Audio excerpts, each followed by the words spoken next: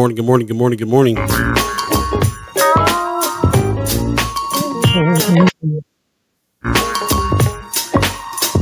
Check 1 2 1 2. Say something. You hear me? Man, Cox is messing us up today.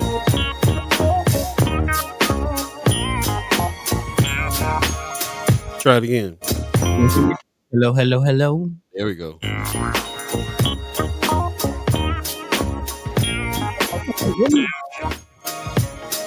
Yeah. Hello. Holla. What up?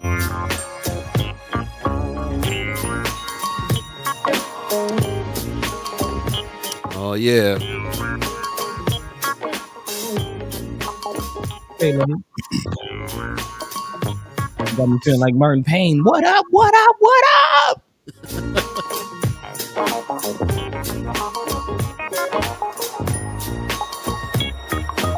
Radios ago. Shout out to Beth. Give me the feedback. Can I call you Rose?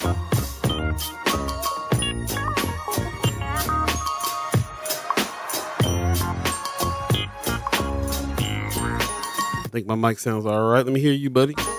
Hello. Much better than you're looking for. Much better than yesterday, than Monday for sure. Now you can only get cocked to act right. All right. Now check the chat. Good morning. You're listening to First Sky Omaha Radio. First Sky Omaha in the morning. Yeah. Paul B, Buddi3 Da Gawd, chat chimers, ghost listeners, radio listeners. What's going on this Wednesday? I didn't even put the date up, did I? Boy, I'm discombobulated a little bit this morning. July the 19th, 2023. Yeah, man. Yeah. So what's going on, y'all? Good morning to you. Thanks for joining us. Like I said, I already got feedback from the radio crew over there. Shout out to Beth for giving me the feedback on the mix this morning. 6:30 mix back in effect. And once again, you can go to firstskyOmaha.com, hit the listen button, check out some really great music, celebration of black music all day, every day. And shows coming soon on that channel as well. So tell a friend. If you got the Alexa, you can say, Alexa, play First Sky Omaha Radio, and Alexa will guide you there as well. Anyway, good morning. How you doing, buddy? I'm all right. A little. Spent with the fam yesterday. I had, laid a family member to rest, but it was kind of bittersweet, man, because got to see some family members that I hadn't seen in a while, which was a lovely thing. And kind of recap with them and get to connect with them. It's nothing like losing a family member to put things in perspective. Like, man, you gotta live alive with the ones you still got while you still can, man. So yeah, looking forward to living alive together a little bit more as a family, especially with Omaha days coming up. I'm getting a lot of pressure, man. A lot of people like, you might as well go ahead and stay. Might as well stay for Omaha days. You might as well stay. I done heard that like 5 times over the last couple of days. So yeah, I don't know. Yeah, man. I mean, you're saying you're preaching my tune right there. That's exactly why the living alive with each other is like the thing, because that's all. Like you said, nothing like somebody in the family passing away to make you to remember that. Just tomorrow's not promised. We got to do what we can do. So yeah, shout out to your prayer for you and your family, man. I'm sorry that you went through that yesterday, and appreciate you getting up and getting with us here anyway. To do this today. So yeah, man. Want to let you guys know. First of all, we got a good morning from Pops. He said, "Good morning, First Sky and Love from Las Vegas." Appreciate you, Pops. Leah Keister is asking, "What's up Wednesday?" So this is a good question because yes, we do have some new things going on this season with everything that's happening. So definitely got some new items happening right now. So it is no longer going to be a Women's Wednesday per se. Sorry, Pops. But don't worry, Pops. We'll have plenty of women on for sure. So But yes, it is. So we're moving some things around. So we are just starting this new campaign this season, working with Precious McKesson and Kimra Snipes, and this season we're going to be really talking about the neighborhood associations and really trying to big the neighborhood associations up. So we want to hold them accountable, have them hold us accountable, and so what we're going to start doing is this neighborhood association report with Precious and Kimra, and that's going to be coming up, and it's going to be a thing where hopefully we'll schedule this thing after their meeting. So when they have neighborhood association meetings or neighborhood alliance meetings, then they can come and give us a report on those things, and we can kind of send them with some information and just start being in contact with the neighborhood associations. We consider ourselves an online neighborhood association, a virtual neighborhood association that has no geographic boundaries. But like Kimra has taught us, the geographic boundary of the neighborhood that you live in is also very important. So we want to connect the two and give them all the support that we can give them. Maybe even work on trying to work out where they can have some conversations amongst themselves, like we do here in their neighborhood. So we want to try to give them that support, and because we really learned that from Kimra and from Precious that everything starts from the neighborhood and the alliances that are made there. So they're also going to help introduce us to other neighborhood associations and people that are doing that work. And so yeah, man, I think this boost to the roots season has a lot. There's a lot going on there to me with the marriage of what we're doing here in the neighborhood association. So that's the new thing that we're going to start with them. We got word from Kimmer already. I'll be talking to Precious today to confirm all this, but we're going to start a neighborhood association report happening with Precious and Kimra. So that's what's coming up next on Wednesdays. Every other Wednesday, we're also going to be talking to Abby Kretz from the Documenters. So there's going to be some Documenters reports going on as well. So we'll connect more closely with them, and more to come. We already told you Monday that we've moved the senators, the legislative report to Monday, and we're going to start talking to the brothers senators on Monday, starting this Monday coming up, so that we can set the tone for the week. Mhm. They can let us know what it is that we're doing, that we need to be working for, putting boots on the roots about for the week, so we get that knocked out on Monday and figure out what's going on there. So those are some of the changes coming up in season 6, buddy. What are you thinking about these changes? Yeah, I'm definitely excited about that. I kind of feel like we're going to need a little more conversation about these terms that you're throwing out to the people and these new concepts that we're having as far as how we're looking at neighborhoods, what that means, and as far as how that impacts the information ecosystem, if you will. Mm-hmm. And we, exactly just what does it mean to be how'd you put it, a digital uh, uh Digital neighborhood association. there you go. Digital neighborhood association without boundaries. Again, what does that mean? So definitely looking forward to just developing our idea and perspective of neighborhoods. That's something. And big shout out to Sister Kimra, particularly who we've been talking to.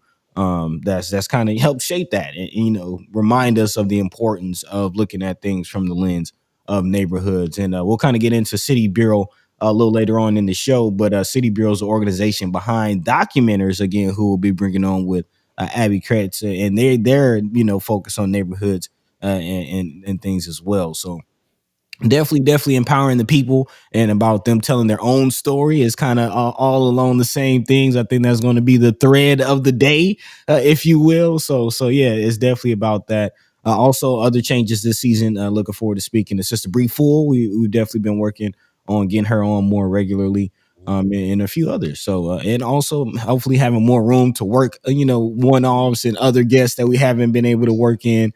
So yeah, definitely looking forward. We're always looking how to change things and how to improve. So yeah, I'm definitely excited about some of the changes we're making, not to mention some of the behind the scenes, working with the developer on our website, which is very, very close to launching. And hopefully you'll be able to get some more of the information and the ecosystem that we're building there. So yeah, very, very excited. Very exciting indeed. So lots coming up here. I also want to give a shout out to Amy H. Dot, who has volunteered to help us do some things as far as event coordination is concerned, and also some just other kinds of organization work. She's really great at, and she's helping us out. And don't forget that she has the that list, this ongoing hot list that's happening of all Black businesses in the area. Kind of amazed every time I look at it. There's a lot there. I'll pin it to Friends of First Sky Omaha, the top of the page, so that you guys can always have or use that as a resource. And hit her up if there's ever any businesses on there that's not that you don't see yours on there, or other ones that should be on there, because it's an ongoing document. So we'll definitely be keeping that up this season as well, and reach out to some of those businesses and talk to them about what's going on with their business and try to shine some light on them. I want to jump back in the chat real quick. Rick Fulton is in the chat, says, welcome, black gentlemen. Thank you. Welcome to you coming on the show. Christy Norris says, good morning. Good morning to you. Wanda Lewis gives us a good morning. I see Facebook and YouTube working, so appreciate that. Do us a favor and share the show when you're on Facebook, and hit the like and subscribe and bell if you're on YouTube. Appreciate that. Rick Fulton is asking, did anybody from North Omaha attend the Redneck Baseball Tournament won by LSU played in North Downtown? Don't know about the Redneck Baseball Tournament. You must be talking about College World Series. Yeah, that's what I guess. Yeah, I'm not sure. Later on, he says thousands of baseball fans from the South invaded Omaha and drank a lot, and Omaha businesses loved it. How it benefited North Omaha is what I want to know. These are good questions, very good questions. It's that stadium. I remember doing some reports on that on the Mine and Soul in the Mine and Soul days, where that stadium got built. There was a deal that happened with North Omaha because people like OEDC and some others said, well, listen, if you're going to build a stadium that close, then you guys need to also invest some money in North Omaha here. And there were some deals made in order to get that stadium made. So yes, how are these things benefiting North Omaha? Definitely good questions to look into and find people to talk to about it. And hopefully we'll be able to do that this season. Amy H. gives us a good morning, fan. We were just talking about you. We appreciate all your help and the fact that you kind of joined us on helping with some of this stuff too. Really, really appreciate that. Lucia Rodriguez gives us the buenos dias. Hey, in the D's. Hey, good morning to you. Appreciate you coming on through. Pop says, I love that we are a virtual neighborhood association, neighborhood association with no geographic boundaries, really building a family of people that care about Omaha as a whole, and speaking regularly with each other about what's going on is very important. Sometimes we don't even do that in our own homes with our own families. Speak about what's going on with our surroundings and what we need to do. So this is great. Appreciate that very much. Rome's Reviews in the house. He says, does First Sky have a Cash App barcode code for donations to fundraising?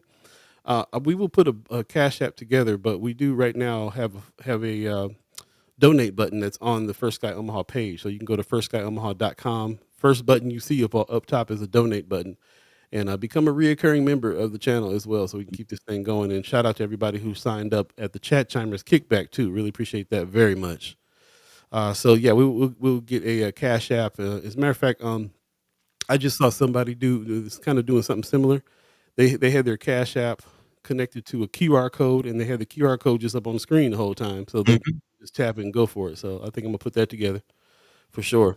Yeah, that'd be nice. Yep. So I see Tony Johnson in the chat. Appreciate you coming on through as well. And thanks for everybody getting up early this morning and jumping in on the chat for us. Chat Chimers in the house for sure. Got about 2 minutes before we really about to fire this show up, buddy. What's some of the things we're gonna be talking about today? Yeah, well, I kind of mentioned it. There's some changes happening with City Bureau and some of the heavy hitters that's been helping out with that organization, namely Darryl Holiday, who is actually a part of the reason why we have the documents program here in Omaha. So kind of give you a little information about City Bureau, especially if you're not familiar. They are they are definitely a powerhouse organization in the field, kind of a heart of our heart, doing the same work that we're doing up in Chicago. So we'll definitely talk about them a little bit. Still, big shout out to our partners over at Nebraska Examiner. They're still doing the work. We'll be talking about some petitions that's kicking off in the area about hopefully some things that will help workers in the city. Of course, there's a push with this 1024 money to make more jobs. But once you get the job, what kind of benefits will you have? What kind of things will be available to you? So we'll definitely talk about this petition coming up. Also, looking at this continued conversation about reproductive health. Again, the fight for women's bodily autonomy is still going, and the Nebraska Attorney General is stepping up or really speaking up on that conversation. So we'll definitely dive into what's going on in Nebraska and its continued fight for reproductive health. Also looking at this is I'm looking at this very closely. I know Paul B is the student loans, man. Again, student loans, a big fight. When we left last season, things were kind of hanging in the balance in the Supreme Court, and during the break, some decisions were made But it looks like the Biden administration is still pushing forward with their promise to help relieve some borrowers around the country with some well-needed forgiveness. So we'll definitely talk about what that means and if it will be impacting you here I pretty know. soon.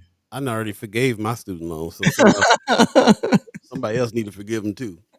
Need them to forgive me. That part. So yeah, we'll definitely be talking about all that and more. But nothing has changed, man. If there's something on your hearts, your minds that you would like to talk about that we have not mentioned or are not talking about, feel free to drop that into the chat. And we'll try to get into it if we have some information or we can have some relevant conversation on that. But in the meantime, between time, we're about 15 minutes into this jam. Let's go ahead and get this thing started. Paul B, Buddi3 Da Gawd. Let's go. Let's do it. But before we do that, real quick, just to let you know, when we come back from the break, we have special guest Sherman Wells coming on in too. Hey, yeah. Mention that. So yeah, we'll see you in a second. Right on.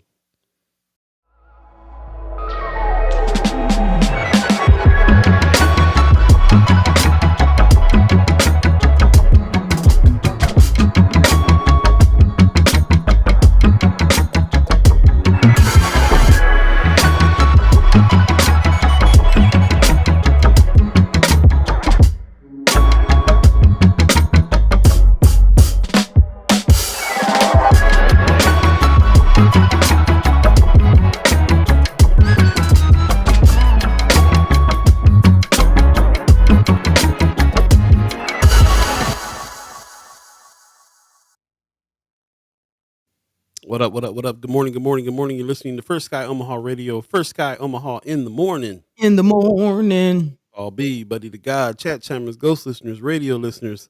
Thanks for everybody that's joined us in here today. This is Wednesday, July the 19th, 2023, and we are back with season 6. The theme of season 6 is Boots to the Roots, and we are going to keep putting that question out there to you. What does Boots to the Roots mean to you? Mm-hmm. What is it that you feel passionate about? What is it that we can actually take action on this season and all the seasons coming up? So we definitely want to talk about that a little bit more. I also want to put a challenge out there. We'll talk more about this on the show that we do with Precious and Kimmer on neighborhood associations. But I would like to put a challenge for all of us to join our neighborhood associations in our various places that we live. Make sure that we're a part of those and can be in that conversation to help build those up, and direct everybody to here so we can do some chatting and maybe even build out some chats for each individual neighborhood association so they can talk to each other more frequently than once a month as well. So yeah, that's going to be part of the challenge there. But like I say, we'll talk about that more when we start doing the neighborhood association reports with Precious McKesson and Kimra Snipes. And that is the change up. Every other Wednesday from now on is going to be Abby Kretz giving us a documenters report and a special guest like we have today. Sherman Wells is coming on today. Of course, Sherman Wells is somebody who's been doing big things in the community. He's got a lot to talk about when it comes to the Untamed events that he's doing, what's going on at the Bryant Center. He's got some words about, and he's also got some words about his family member who just got a street name. Vivian Strong got a street naming and a marker over the break. So we'll be talking to him about those things. Stay tuned for that. And it'll be a very interesting conversation for sure. Sherman Wells is always bringing it when he comes on for real. Definitely. Wanda Lewis says maybe we need to circulate "I forgive you" petition for student loans so we can forgive one another. That's what I'm saying, bro. I done forgave the fact that I owed the student loan. Somebody else need to give me some forgiveness. Miss Erica Fell says, on Nebraska being the Mississippi of the Midwest, our Attorney General signed in onto the letter to make health records open regarding reproductive and gender affirming health for prosecution. Yeah, man. We definitely have that story in our headlines. I'm going to talk about that this show as well. So appreciate you taking notice of what's going on here. Boots on the Roots means to me, take your marching orders and left, right, left. Okay. There you go. Mayor Sanchez, let's create some order so we can go ahead and make things happen. Appreciate man. Mr. Eric Fell says, I'm glad Mr. Wells is finally coming on, share great things he's been doing during the first season. Yeah, man. Me too. He's been busy. We've been busy. So it's good that we're going to link up today for sure. And hopefully I want to try to have him on more regularly too. He does some broadcasts as well from time to time. So it's always entertaining. And speaking of that, T.D. Sanders over at the Omaha Star just did a broadcast that we kind of circulated amongst us that is about telling our own stories, that it was pretty dynamic. I gotta say, I was very happy to hear her talk about these things. So, I really love the way that these conversations are happening with the Omaha Star that we're having now, and do some more incorporation of just making it so that we can tell our own stories together. So Yeah, it's yeah, shout out to Miss Sanders, who is now owner of the Omaha Star and is starting her Omaha Star Foundation, and all the good things that she's doing over there. And we can better see this season how we can integrate together, and work together on bringing the information forward, and kind of really just telling our own stories in a big way. So lots to talk about today. I guess we'll go ahead and jump into some stuff before our guest comes on. Buddy, what's on top of your mind? yeah. Well, I'm kind of jumping in with Miss Erica Felt, that woman, bringing in some information, and I figure we start there. Again, talking about what's going on with the Nebraska Attorney General and reproductive rights for women, and this fight continuing in Mississippi of the Midwest. Literally, again, the Nebraska Attorney General. It's just funny when things happen so serendipitously. Uh, again, the Mississippi Attorney General has led a group that is now including 20 other states to urge the Secretary of the U.S. Department of Health and Human Services to drop a proposition to modify HIPAA, which again is the privacy rule that governs all information with our health. Again, a lot of health information is very, very tight lip. And again, that's part of HIPAA. But this letter, which is dated now June 16th, was recently signed by Nebraska Attorney General Mike Hilgers, and the letter is opposing a proposed federal rule change for reproductive health. The change will prohibit the use and disclosure of protected health information for quote unquote a criminal, civil, or administrative investigation or proceedings against those who lawfully provided care, such as across state lines. Again, you got to know that this is about the prosecution of those who are searching for and crossing state lines to receive reproductive health services. If you remember, I believe that was in Nebraska. Again, the young woman looked for, well, I think went into either Iowa or Kansas for reproductive health services, and it was found out on Facebook, and then she was prosecuted and charged. Yep. So again, this is a real thing, and very, very interesting how this is formulating. But again, the fight continues. I was interested in those states. Yeah, I was just gonna get into that list. It is a very interesting list, and when you just kind of see the states, let's just go through it: Alabama, Alaska, Arkansas, Georgia, Idaho, Indiana, Kentucky, Louisiana, Missouri, Montana, North Dakota, Ohio, South Carolina, South Dakota, Tennessee, and Utah also just joined the letter. And of course, Texas is on the list as Yeah, Mississippi of the Mississippi. man. Somebody said. I think Pop said Monday.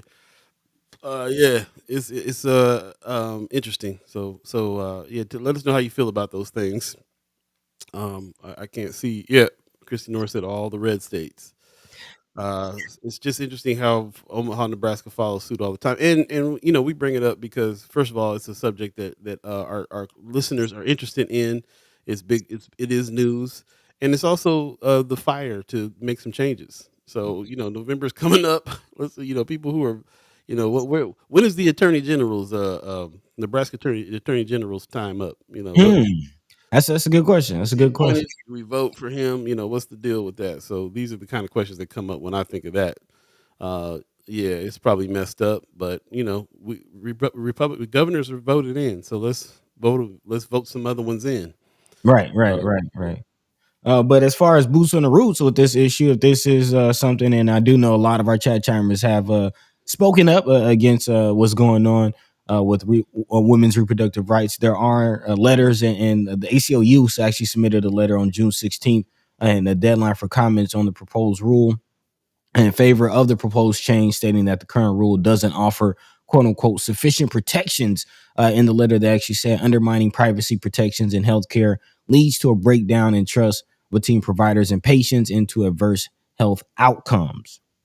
The ACLU also encouraged the Department of Health and Human Services to interpret the proposal's protections broadly, and allow it to go into effect quickly and to take steps to ensure protections are widely implemented, which is definitely something we should talk about as far as not even just reproductive health, but what does this mean if they do change HIPAA laws just in general? I mean, we talk about, how drug addiction is viewed. Especially when you get into, the whole conversation about the CDBC, the criminal, the central bank's digital currency, and just how much privacy will we have in the future. Again, HIPAA is one of the most, I would say, principle or just the most foundational, laws that protect our rights and our privacy and our information, especially when it comes to our health. But if that's changed, what does that mean? I mean, it's hard for us to get information about our own health half the time. Like we got to jump through the HIPAA hoops all the time, even just to find out our own stuff, and sometimes can't find it out. I've been asking about. I've been trying to talk to doctors about what my blood type is for a minute. Nobody. It's almost like Really? they don't want to tell you. Yeah. Hmm. So there's a lot. Yeah. And then also like if you have medical issues and you're going between different hospitals or specialists. I mean, sometimes it's hard to get information to other doctors, but now it's about to be, it's about to be, there's the threat of it just being out there for prosecution. Like that's a big jump. Can my other doctor find out about what's going on with me first before before the lawyers do? You know what I'm saying? Like it's crazy. And jumping in the chat real quick. This is what I wanted because I don't have too much to say about this, but I know that a lot of people do. So Amy H. Dot said this is so depressing. She says that woman says those are all incredibly high crime, high welfare, and very low scoring school education states. Hmm. Talking about those states. Christy Norris says I hope folks are paying attention. Yeah. Miss Erica Phelps says this is why we must vote more than every 4 years. It's not just the president that matters. Congress, judges, attorney general directly affect us. Absolutely, that's the point of bringing this up. Christy Norris says this goes so much deeper. They will decide who gets care canned, who doesn't. For example, cancer treatments. Yeah. Pop says how can they prosecute or persecute people for doing something in a state where it is allowed once they get back home? Well, we can ask that about the cannabis and about a whole bunch of other stuff. Right. Right. Guns. I Yeah. mean, So and remember, when I think about this stuff too, I think about the governors of pretty much every state. mhm. Most governors are Republicans. They did a concerted effort to try to get as many Republican governors in each state as they could. I can't remember what state it is, but there's even a state that's like mostly blue that still has a Republican governor. There's Hmm. all there's boots on the roots to me means like you gotta go ahead and just use your voice, man, and start getting some of these people out of seats and putting the right people in. So yeah, I mean, at this point, that's what I jump to. We can talk about all the things in between, all the reasons why, but in the end, they're gonna do what they're gonna do. It's obvious that they're not they don't it's obvious that that there's a lot of people that support them first of all, but they're also just gonna do what they're gonna do. It's not like they don't have any back. They don't have any people voting them into and making these decisions and believing the same things. But at the same time, Well, I mean, it's like, why do these people believe these things? You look at the whole CRT situation, which is still ongoing, but that you always go back to that video of those protesters being asked what is CRT, and they're like, I don't know, but I don't like it. exactly. So it's that type of support, which is like, why do they believe these things? Why do you blindly support such things that you even admittedly don't know about? Ms. Eric Fell says this is a slippery slope. Will people's employment become at risk if they have certain health conditions such as depression, past abortion, etc.? Yes.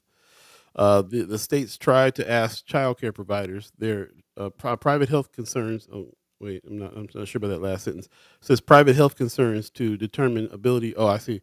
The state tried to ask child care providers private health concerns to determine ability to safe. No, that didn't work either. Private health concerns to determine ability of safety care. We fought it and they dropped the requirement. Hmm. So yeah, so I'm understanding that that they were, state was trying to ask childcare providers about stuff like that. And they thought they had to fight that. That's really interesting.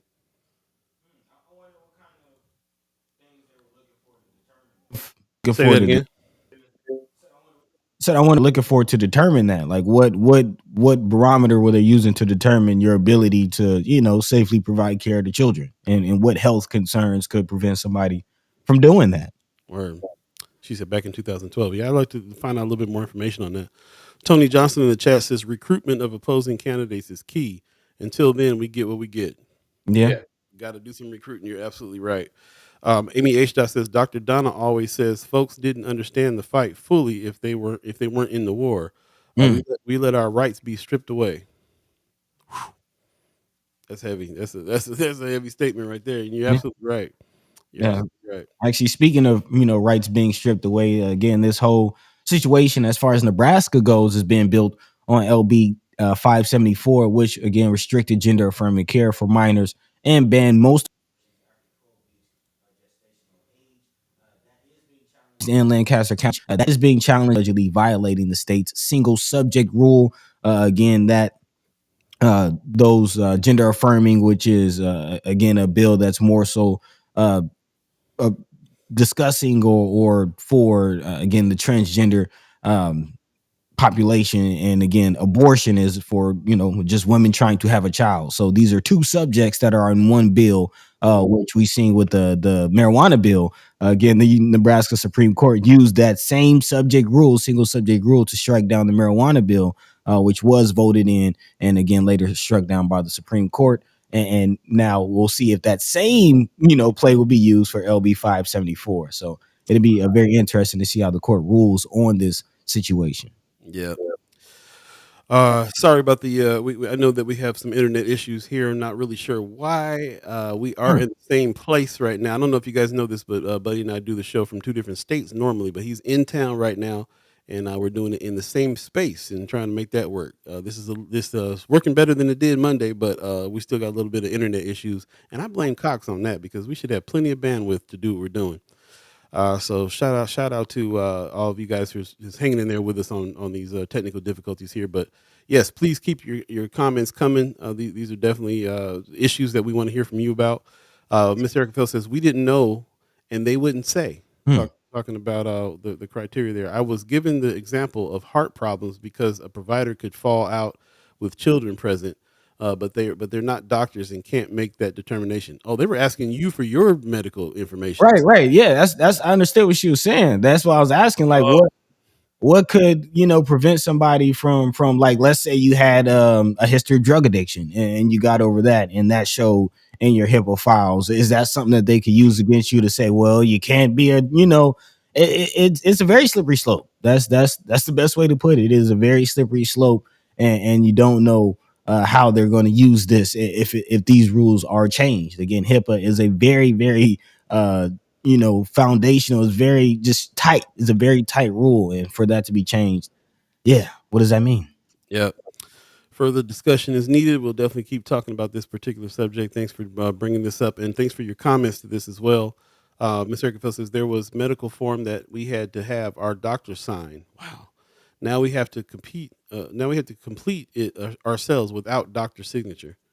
Well, it make you jump through some hoops. But I mean, in general, I can understand, them trying to keep things safe with healthcare providers because that can get out of hand too. But yeah, like how far? It's a slippery slope. How far? How much do they need to know about your situation? I mean, there is privacy that is involved as well. So, and they can use a lot against you and a lot against your business if they choose to. So.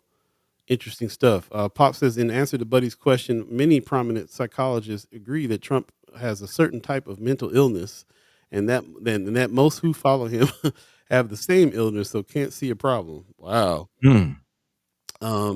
Yeah.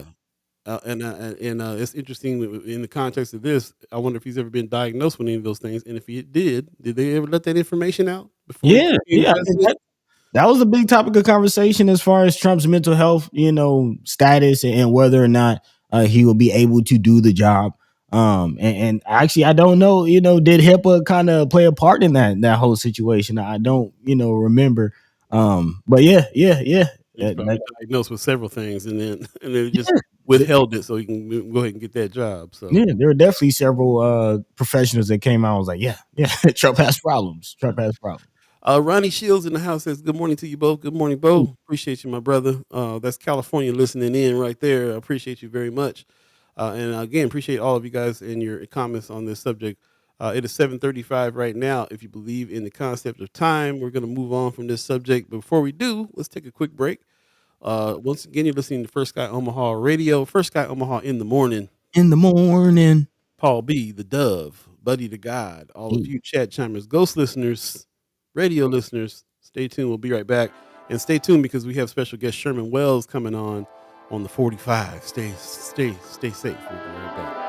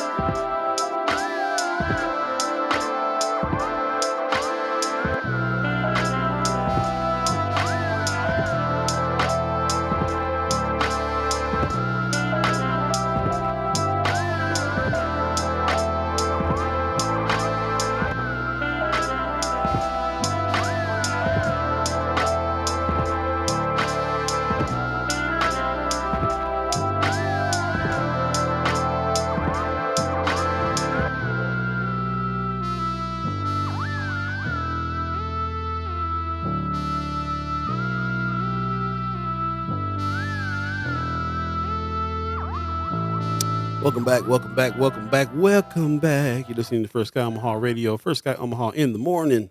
In the morning. All B, Buddi3 Da Gawd, chat chimers, ghost listeners, radio listeners, thanks for joining us. It is Wednesday, July the 19th, 2023. Man, in the middle of the summer. Buddy is still in town, by the way, and is wanting to live alive with one another at Jazz on the Green on Thursday, perhaps. We'll see if you can make it. Then let's all connect for one last time. That Chat Chimers kickback was too much fun, Man. But it's gonna be hard for me to want to go anywhere with the Chat Chimers without Mayor Sanchez tacos. So we'll see how we fare over there on Jazz on the Green because there'll be no tacos there, but we should all get together anyway. Man. That's what's up. Appreciate that. Jumping back into the subject real quick because Miss Erica Felt has something very important to say. She says, "I'm still a cancer patient. They could easily revoke my license because most of my doctors love my business and encourage me to open. One suggested my non-existent husband let me not work." Wow. Can you imagine this day and age and a doctor telling a woman, "Why don't you just not work and have your just assuming she got a husband that's going." What year are we in, bro? Tony Johnson said, "Burden on you to prove it. Nebraska can fire with no reason." Yeah, this is one of those states where you can fire for no reason. That's right. Burden on you to prove it. Chrissy Noor coming with a good question though, saying they don't ask nurses those questions. Wouldn't the same principle be applied? What if I fell out and pushed too much meds accidentally? So yeah, very interesting.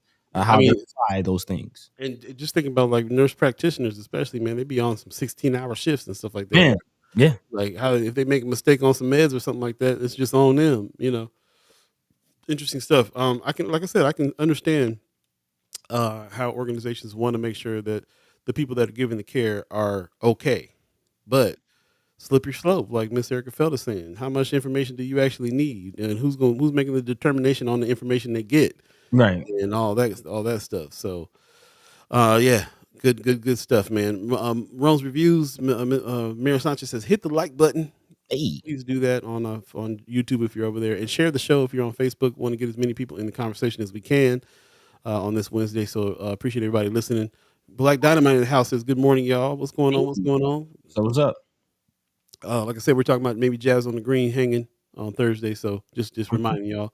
Pop says there has been a book written with 15 different prominent psychologists attesting to this fact of the illness that grips the nation. I don't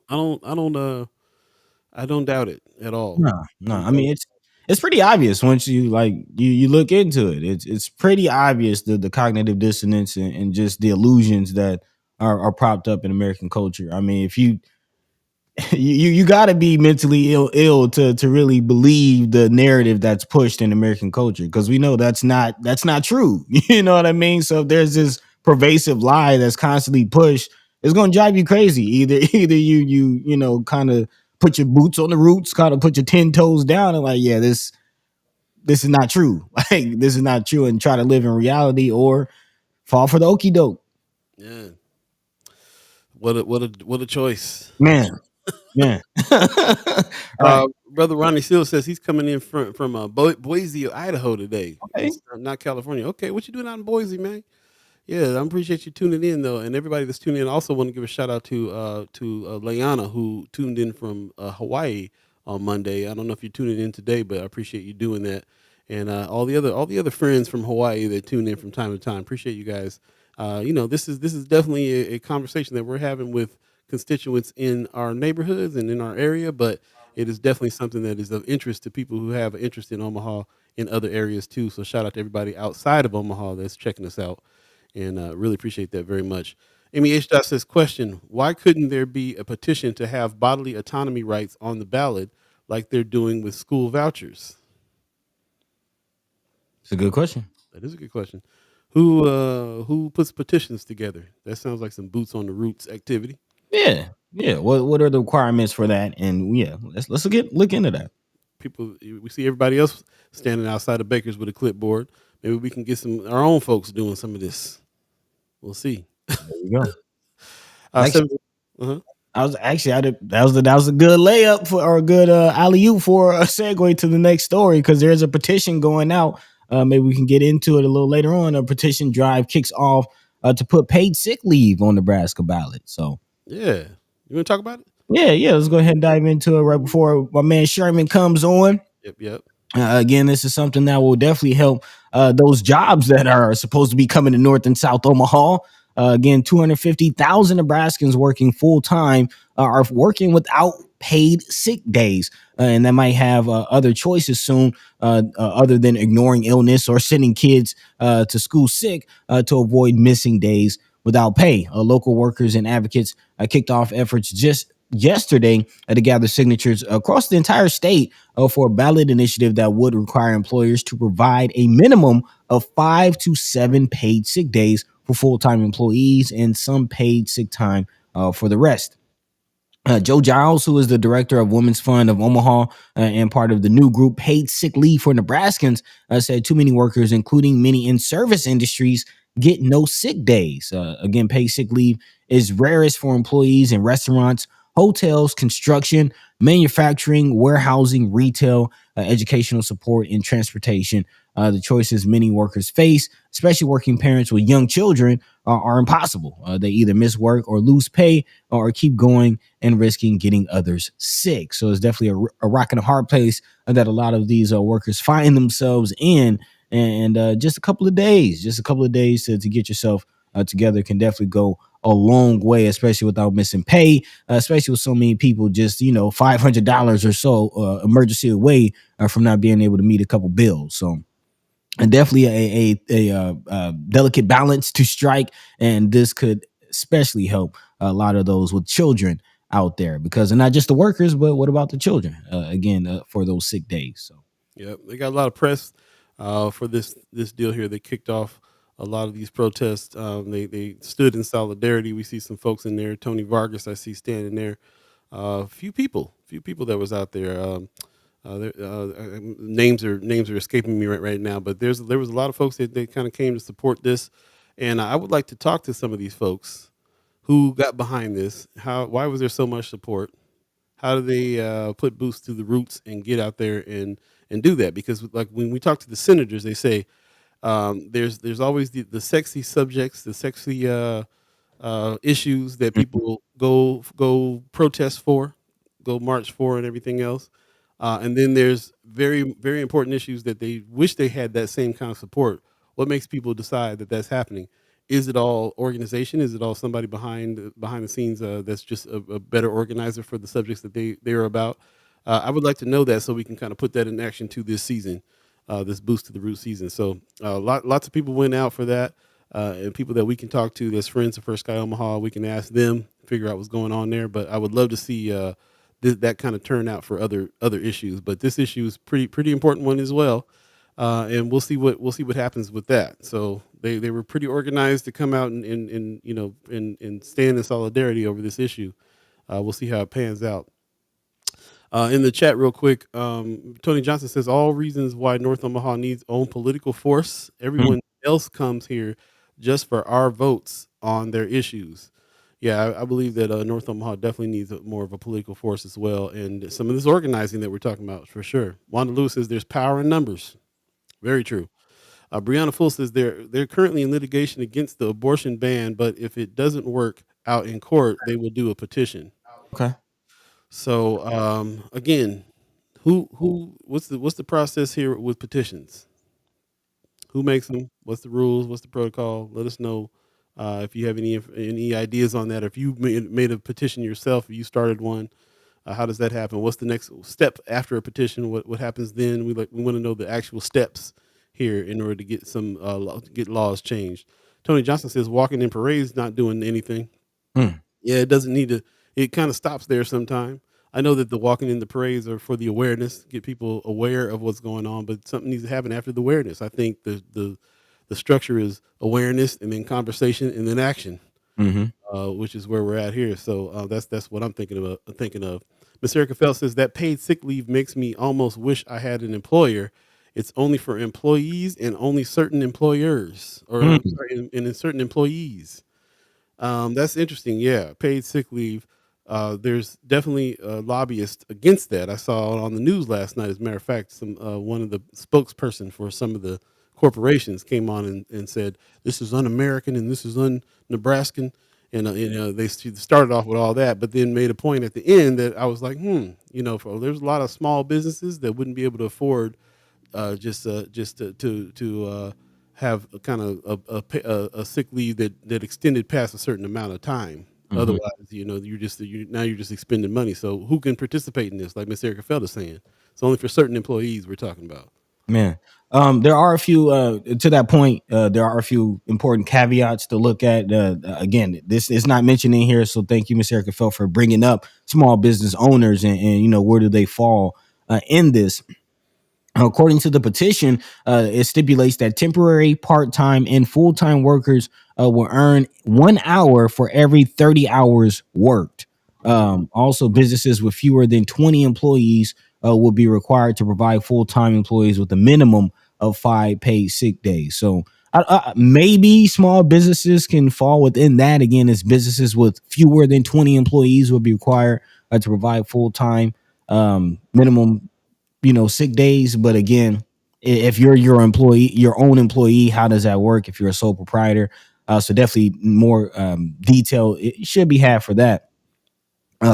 But again, larger businesses that are larger again than 20 employees would have to provide at least 7 days. Part-time employees also who work enough hours could reach the same amount of hours. But the big thing that I want to mention with this is unions, union workers. For those who are union workers, I know Mayor Sanchez, he has explained or expressed to us that he's a part of the Rail Workers Union. And again, sick days was kind of central to the whole rail workers situation. It wasn't quite a strike; it didn't reach that, but that was what they were threatening to strike over, was the ability to have sick days. And according to this petition, this will not override union contracts or accrued leave. So again, if there's a certain union contract that has already been agreed to by a union, this will not be that will not be impacted by this petition. So I did want to mention that. That's very important. I like this point that Miss Erica Feld is bringing up about child care. As a child care provider, she sees this all the time. She says, I have always seen parents risk their jobs when sick or their children are sick. And that's a good point too. This paid sick leave is not just for you being sick, but it's also for you being able to take off work when somebody in your family is sick or your child is sick. She says, I believe we really need to get behind this. So yeah, not making it so that you don't. And I'm sure as a child care provider, you get kids dropped off to you that are sick because they can't afford to not go to work. So they'll wipe his nose real quick in the car and then take him in the house like nothing's wrong. And I'm sure you got to deal with that a lot too. So this is something to get behind too. Just not just for your own, sick leave, but be able to take care of your family. Be able to be able to have access to time off to take care of a sick child and stuff like that. Seems like common sense to me. Definitely, when I'm thinking about it on the business side, might be rough for certain businesses to be able to let that happen though, because they're working on shoestring budgets and so on. Mhm. Mr. Eric Fell says, if I had an employee, I wouldn't be required to offer paid sick leave because Hmm. just one employee. Is that what you're saying? Yeah, let us know on that. Wanda Lewis says, are insurance companies still not trying to cover pre-existing, or did they do away with that? That's a good question.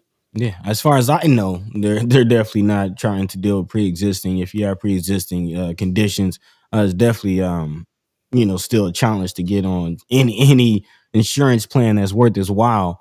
But I don't know if there has been any changes on that. I would definitely love to see that. Yeah, for sure.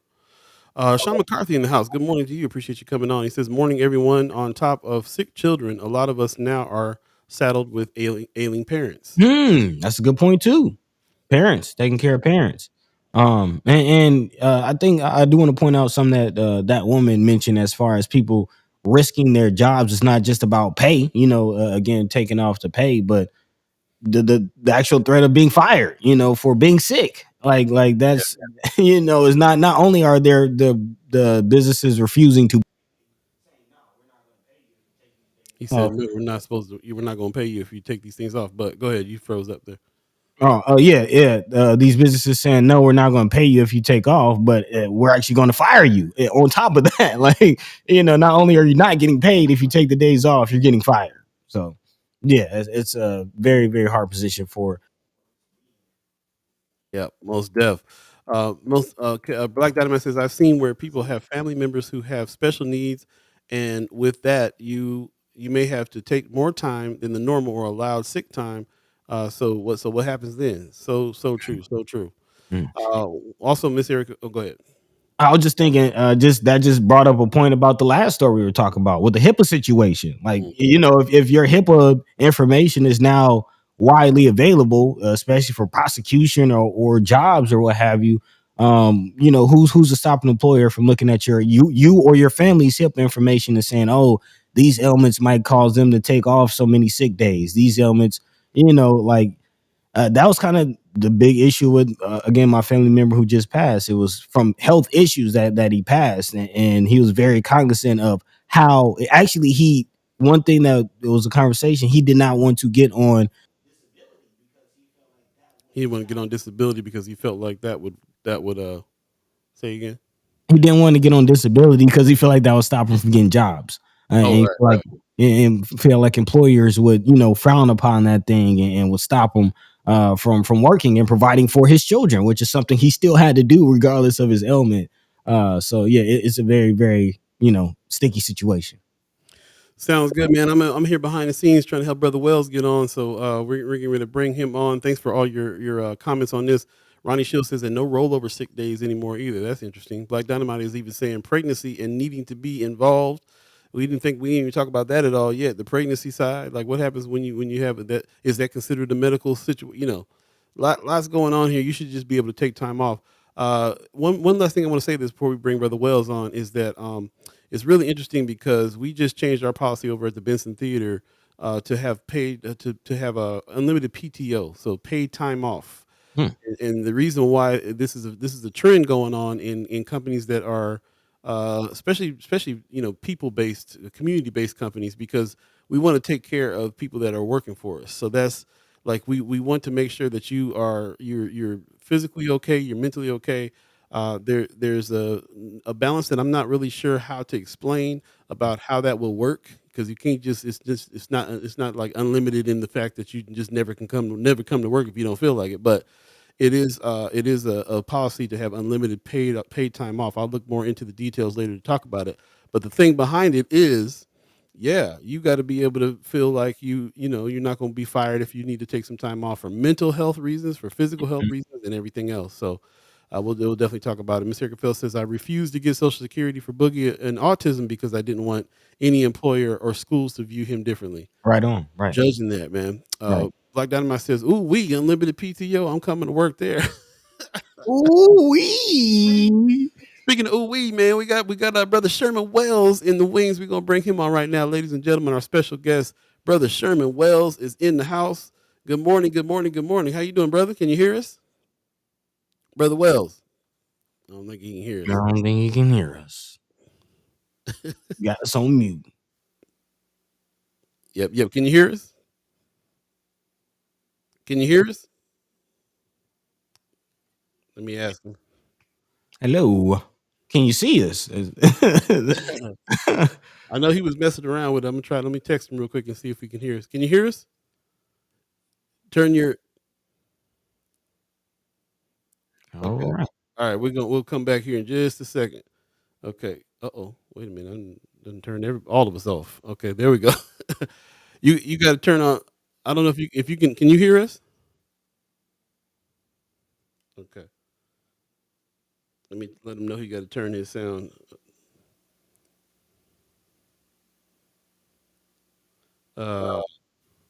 Check 1 2. Let us know. You can hear us. We can't hear you. Is that what you're saying?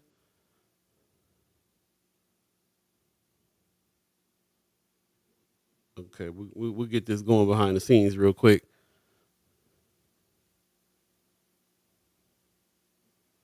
All right. We'll work on that for just a second, buddy. If you want to jump into something, I'll work on that with him behind the scenes real quick. Yeah. Yeah, appreciate that. Let me know when you're ready. Yeah, we can go ahead and jump in. I'm sorry. He get right on reading. yeah, my bad. But I did want to segue into another article. And while we get that together, talk about these student loans. This is something actually I believe back in the chat, Miss Erica Felt had mentioned, and it goes right along with again what Nebraska is doing with these reproductive rights. Again, Nebraska on the wrong side of all of the issues going on. Remember, again, the early days of the Biden administration, this was one of his campaign promises to help thousands of Americans have their student loans forgiven. And as that was pushed and the Biden administration tried to deliver on that promise, Nebraska stepped in and joined many states across the country to stop that. And apparently, I missed this news, part of us unplugging from the news during the break. But the Supreme Court did finally decide on that case, and that plan was undone. Again, the plan for large scale student loan forgiveness. And now the Biden administration has seemingly came on another way. The Biden administration has now found a tweak to the education department and how they calculate student loan payments, which again is intended to correct past errors, meaning about 804,000 people could possibly have their balance of their loans erased over the next few months. The outstanding debt, which totals about $39 billion, is what's left of these borrowers who, again, after the equivalent of 20 to 25 years worth of payments. Although the Biden administration, again, took a hit on that Supreme Court decision, the announcement this past Friday is the latest in a stream of messages touting the many ways it has helped people escape their student debt. I do know some people in the chat did mention that they did receive notification that they might be getting their student loans removed or forgiven. I'm wondering if anybody did receive any other information, any other emails, any other communication once this announcement was made. Again, the Biden administration did say last year that it would make a one-time adjustment to borrowers' payment histories to ensure they are getting all the credit they should. Also, the borrowers involved in these plans for forgiveness include those with direct loans on federal family education loans and by the department, including Parent Plus loans. So again, if you're a parent who took out loans for your child to go to college, then you might be eligible for those as well. But again, this does not include private loans. So if you took out a private loan for college, you're kind of on your own. But Amy H. Dot saying in the chat, wrong side for real. It's embarrassing Again, Nebraska, not sure why they're making the decisions that they're making. But yeah, on the wrong side for real. And I'm definitely interested if anybody has received any of that communication. Let us know. Absolutely, love to know that. In the meantime, between time, I think we got Brother Wells set up now. Brother Wells, give us a little test. Make sure we can hear you. Check, check, check. Got you. Oh, All right. We're gonna work this out. Brother's gonna work We're it gonna out. work it out. Yeah. Right. Appreciate you coming on, man. So Yes, sorry sir. that we didn't get you on last season, but I'm happy that you're our first guest for this season. And you can give us a recap of the stuff that's been going on. For ladies and gentlemen, for those of you who don't know, this is the man. You want to talk about boots on the roots? Somebody who gets some things done in the community. Brother Sherman Wells in the house. Thank you for Appreciate you. joining us. How are you doing, sir? Man, I'm doing great on this blessed day, man. I want to say thank y'all both brothers for bringing me on the show, thinking about me, including me in this beautiful program. So thank you. Thank oh you. yeah. We thank you, man. We thank you for doing Man, the work that you're doing. We're in this fight together. We might not yes, be sir. as closely as we might have discussed or want to, but we're still working step and step together, man. Oh Just yeah. not even the just the work that you've been doing since I've been here. Like I seen you doing the cleanups at Miami Park and getting Hmm. out there, like really boots on the roots. That's we asking the question, what does that mean? To me, that's what it means. Actually, physically putting your boots on the roots of the community and getting out there, touching. Down in the pavement making it happen. He's saying Yes, sir. he's in the same room with me now, so when he freezes up, I can still hear him. Okay, so you can still hear him. Yeah, man, Yeah, shouts out to the BAA on that cleanup, man. Them yeah. boys came through the football team, man. They showed up. You know, me and Nate Shields was there, and we had like a weed eater and a lawnmower. They came with lawn equipment Okay. and a whole bunch of hands. So yeah, that cleanup, thanks to them, man. It was just a thought I had. I didn't live particularly in the neighborhood, but I ran the neighborhood. So we were, just looking at that park and wanting to do it. So yeah, man, that was something I thought about last year. And to be honest, I would like to do that in more parks around North Omaha, and not just for the cleanup and things, but it's about bringing out the community and for us to get to know each other more. I know people talk about us working together to get things done, but only way we're gonna work together is if we get to know each other and spend some time together. And so that's the point of those engagements. It's not just a kickback. Man, you speaking our language right there. We actually call our chat timers a kickback, but Yes, sir. it is in order to live alive with one another, get to know each other face to face, and really figure out where we all coming from. So, same mission we got here, bro. I Yeah. feel a kinsmanship with that for sure. Appreciate you. Yes, sir. Exactly. Walking in parallel, man, working together without even, fully working together. So it's a Man. beautiful thing. That's what teamwork, making the dream work looks like. So Yes, I sir. definitely appreciate, the work that you're doing. So let's get into it. I do want to give the Okay. people context to this conversation. Actually, there's a couple conversations that we hope to have with you today. But the big thing that a lot of the people in this chat Talking about towards the towards the end of last last season. season. Man, I'm sorry, that internet. But again, I don't know if you caught wind of the Flatwater Free Press report on what's going on with the Bryant Center and the Bryant Center reaching out I'm forgetting his name. What's the brother's name? I forgot his name too. Brother Jones. Yeah. Yes, brother Jones, and yeah, definitely, he's a good brother, but we had some questions about that reporting. We had some questions about that reporting and what's really going on with the Bryant Center. So, can you, from your perspective, kind of fill us in as far as Uh, the work that you were doing at the Bryant Center, and we kind of talked about this before, but again, how that came to an end. He's asking you real officially, but I want all the juice on what happened with the Bryant. Give us the juice on what I want to hear what happened with the he said, Bryant. I want the juice. That deep conversation. Man, so you know that whole thing even came about only because brother Sundiata, my cousin, his father used to be a coach at the Bryan Center. Eddie Glass. Eddie Glass was his. Eddie Glass was one of the people at the church that his father coached. And so when Sundiata came back into town, the Bryan Center was completely ran down.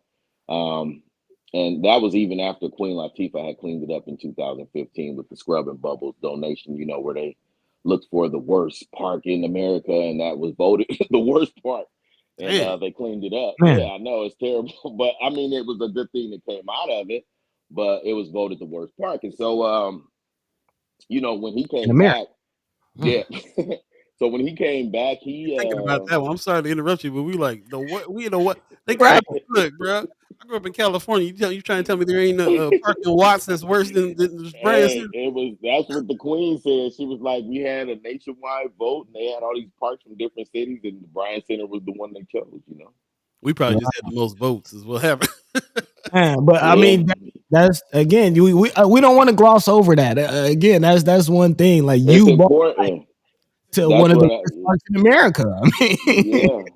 Yeah. And so the credit of the cleanup and actually the desire to do it has to go 100% to Sundiata, Mm, because he had the vision of the park, right? And when he came back, it was graffiti all over the drawings. He hand painted that stuff back. He mm, he went in there and he put the pads on the nets, and changed the nets and the pads on the poles. He rented a bulldozer. What's that? The alley. It was all mhm, grass and dirt. He rented a bulldozer and cleaned it out because he remembered it was cement from when he was a kid. So this is all the things he did, and added locks and signs, banners, pulled all the weeds by hand. And just repainted everything. And so when I got the call, he had already reestablished order. It was so bad that people were so used to it being a free for all that they were threatening his life about locking the gates at a certain time. You what? know? Yeah. Who? Who? When you say Just they, the community? they as the community, yeah. Mm, Because they were used to coming in late at night, kicking it, doing whatever. And when he started locking the gates, all that was over. And he's mm, like, we are reclaiming this basically as part of the church. And he was able to do that because he was the archdiocese of Omaha, came out of retirement, and made him a minister just so he can run the Bryan Center. So that's how that all started. mm. Then he gave me a call and said, "Hey, cuz, I got the Bryan Center. I want you to come down here and do what you do," because I had already been doing stuff, but it was just in different locations. And me and Anthony, what's his name, Kellogg, I was actually at his shop the day before, and I wrote the pledge, and I was saying, man, it'd be great if I could get down at the Bryan Center to get everybody together, and then let's do the pledge, a big unified. And then the next day he called me with that, so I went down there. Um, and initially, I didn't take it on because my mother got cancer, pancreatic cancer. And Mm, so I stuck with her through the whole time. And then on Christmas Day of 2020, she passed away. mm, Instead of me taking that as a sad moment, it was a very beautiful moment to be there to watch her transition. And then I had to rethink everything she ever told me. And she used to always joke and call me Father Flanagan because mm, she felt like I was good with kids all the time. And I just, I was good with my own kids. Yeah, I raised all of mine and never missed a day. But that was just something she joked with me about. And I'm like, man, maybe she sees something in me that I don't see. So one day I went to the Bryan Center. I made a live, and I said, bring your kids down here from 4 to 7, and we'll feed them and have some activities for them. And which was an old plan I wrote, like it had to be in the early 2000s, and I tried to present it to Ben Gray, but he would never meet with me or nothing. And mm, so I ended up using that idea and brought it to the Bryan Center. So for 4 to 7 for 2 years in 2021 and 2022, we fed the community and brought guest speakers. So each week it was a different person to talk to the children, and the community basically funded that whole thing. And then I did end up getting a $10,000 turnback tax for 2022 with Juanita's help. And then with Shawnee and Tamika and the BAA and everybody, we made that money stretch to have all those activities you've seen us do in man. 2022. But it was just because we are business people, right? And you Mm, come from the streets, and that same rule apply. You get money, you flip it. And so that's what we did. But it wasn't to make a profit. It was to make sure we could feed everybody for 20 Sundays in a row. man. And the crowds were getting much bigger. So and then the Sunday movie nights and all that. So as that stuff started happening in 2022, we just got more publicity. You know, the news, all the newspaper wrote an article, and then all the news stations covered us. And man, people's eyes lit up. LB 1024 hit the gate, and it's like, okay, so now your rundown space that you didn't care about and never helped us, not even with a drop of water. Um, it's a big idea that you can come and do something and say, I got this space and I'm doing this and I need money to fix it up and all this stuff. And so I wasn't at the meeting because, like I said, the connection to the Bryant Center for me was through Sundiata. And I would advise y'all to probably talk to him first instead of bringing him on the live show. But you will get the 100% detail of the connection between him and the church, which was able to bring me into the Bryant Center. But what he came back and told me that they wanted to manage us on what we were doing and basically give them the plan or the blueprint of how we've been doing it, which was something I wrote up. So I'm like, no, because you never helped with nothing. Why would I do that? It don't make sense. But here you have a community who began to believe, for one, and depend on what we were doing at the Bryant Center. I had mothers who didn't cook on Sundays no more. So they like, not only are you feeding them, but it's real meals. This ain't hot dogs and chips every Sunday. We had meals. You giving mothers a break even. Man. Yeah. And so they would come and chill, read a book, they could eat as many times as they want. And it was every Sunday consistently. They could consistently count on it. And you just took that all away because of it. But I consciously could not go along with the direction that they were heading in. And so when Sundiata decided that, for one, I knew what nobody going to manage him. I'm with him. I'm out.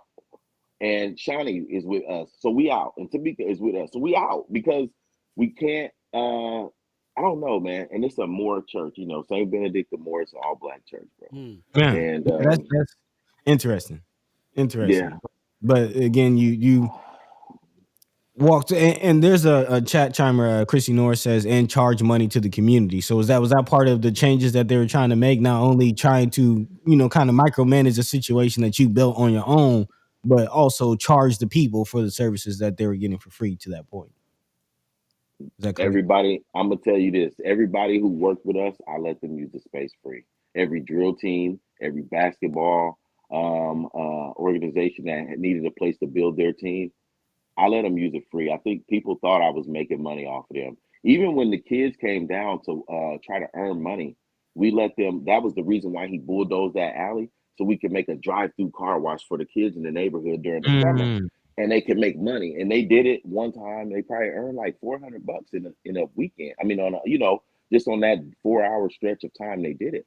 And we supplied everything for them: the vacuums, the towels. It was all about being in a central location that they consider high crime and hopeless, for us to bring it have a place of safety.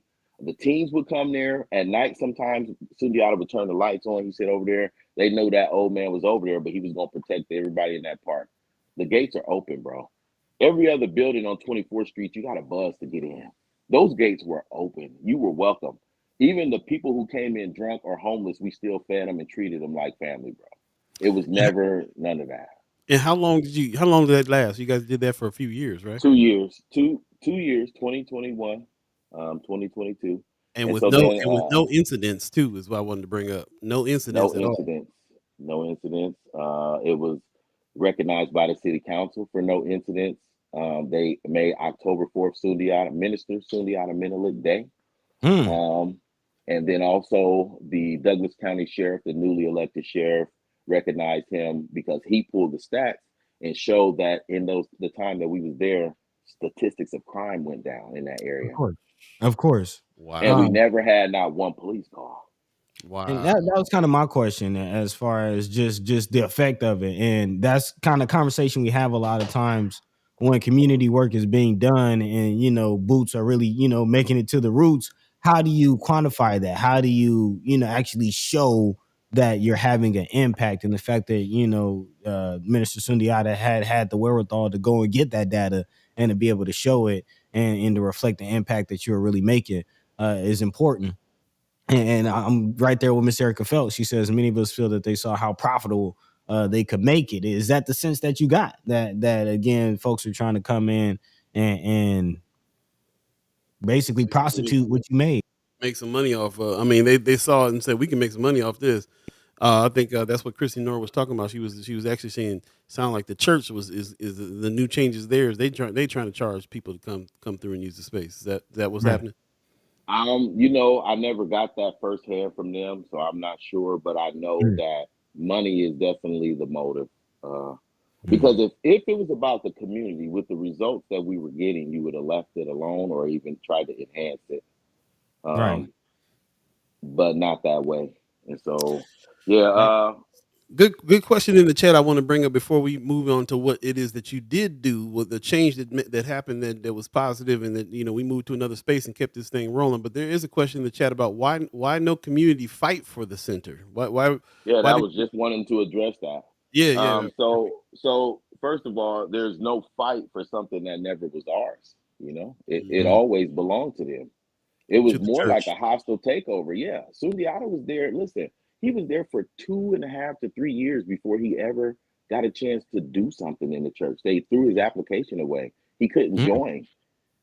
So he would clean up on his own and be down there on his own. It wasn't until him and Father Vitalis became acquaintances, and he had to bring somebody out of retirement to get him accepted into that church, into that Catholic church.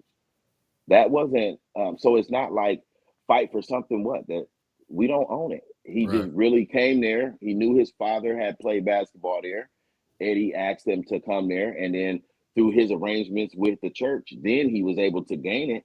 But I mean, I felt like at that time we were outgrown of the Bryan Center, and my thing was what I planned on doing was passing it on to another family who I would give the blueprint to and make sure they get some funding to carry it on, because it was important to the community. It was never just about me and my family. It was about creating a space and showing them what to do with it. So when they brought on Josh, I'm thinking, okay, well, at least somebody's going to do something with it. I'm not bitter about it. He going to do something with it. But going past there now, it's empty. The weeds have returned. They never opened the gates for the kids at all. Every day I went to that place and unlocked the gate and threw some balls out there. So if they wanted to play, they could play. Nobody's doing that no more. So they just, I don't know. It's just not the same care and concern about the community, because we are from that community. So those kids were like my kids, Man. Brother Nice said something in the chat that got me like, yeah. He said, well, now you see who should have been getting the grant money for lessening violence in the community, as opposed to some questions that were asked last season. But I mean, I'm about to speak to that same very thing, because in many ways, this is happening very, very often in the community, as far as people from the community, of the community, in the community, having ideas, not getting support on those ideas, still pushing those ideas forward, still proving that those ideas were valuable, do work, needed the support. And then when, the proof of concept is laid and people are actually seeing like, hey, this person knows what they're talking about, this person knows what they're doing, rather than supporting that person, you get a bunch of copycats coming in and that person is moved to the side. And it's happening way too often. And it's ridiculous. It's ridiculous. And yeah, Josh Jones is a cool person. I have nothing personal against him, but I wish somebody in the community would support what's going on there after what happened. I wish they would divert some dollars there after what happened. Stop it. Support the people who are actually doing the work. Facts. I will say this though. There's a spirit that Brother Wells has that we align with too, which is, all right, we'll do it ourselves then. If it ain't going, if you ain't, well, you know what I'm saying? And it's a to me it's like a I think about it like a brand thing. Like you got I don't even know what to like. You got Starbucks coffee, right? And somebody, and then Janky Coffee is going to copy their whole model, right? And they're going to put their coffee out. But you still look. Starbucks was the name. Starbucks, the quality there, the reputation there. you gonna however many copycats there are, you still gonna stick with who you stick with. So like, this is why we want you on here. It's why we want to talk to y'all. We want to talk to BAA. We want to talk to Shawnee. We want to talk to everybody who came up with the idea in the first place, executed the idea, did all the residual things that happened. Not just the kids had fun, but the mothers got a break. Man, The community, the violence lesson in the community, all these residual things that happen because of the energy that you guys put in there because you from this area. right. I don't care what park you go to, we go into that park with y'all. So Absolutely. And that is exactly what's happened because Untamed, which stands for a unified nation, taking action, mentally erasing deception. And the deception, we've been fed that since our high chair. bro, you gotta say that again, bro. Say that again. I said Untamed stands for a unified nation, taking action, mentally erasing deception.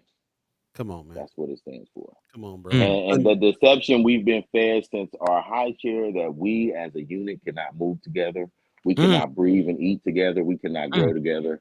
It's all lies.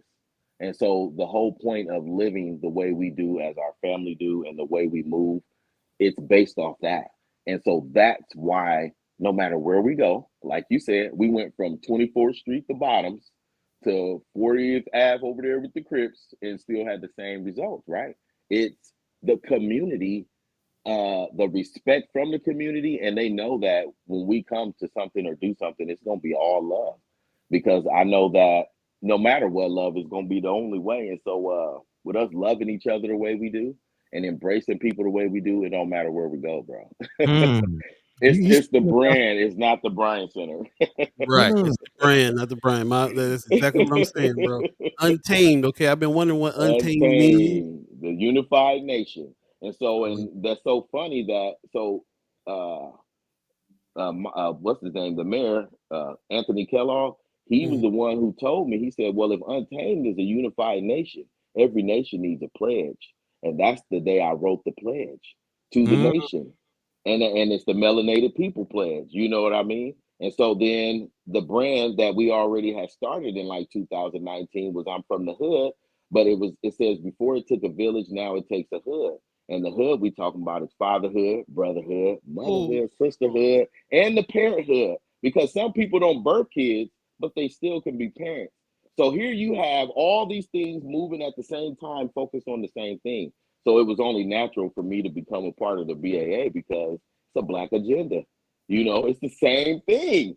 And so when you think about it, all of us is receiving the same signal as brothers and sisters because we know we have to do something. There's something going on and we feel it. And some people feel it and just choose not to do nothing. They drown their sorrows in drugs and alcohol and this whatever the system done taught us that we should be doing. And then some of us choose to take on the mission. That's why I respect you, brothers, because even though, like you said, you might not be boots on the ground, but you're still on the same mission, bro. We all got the same message. It's time to work, bro. Man. That's it. That's it.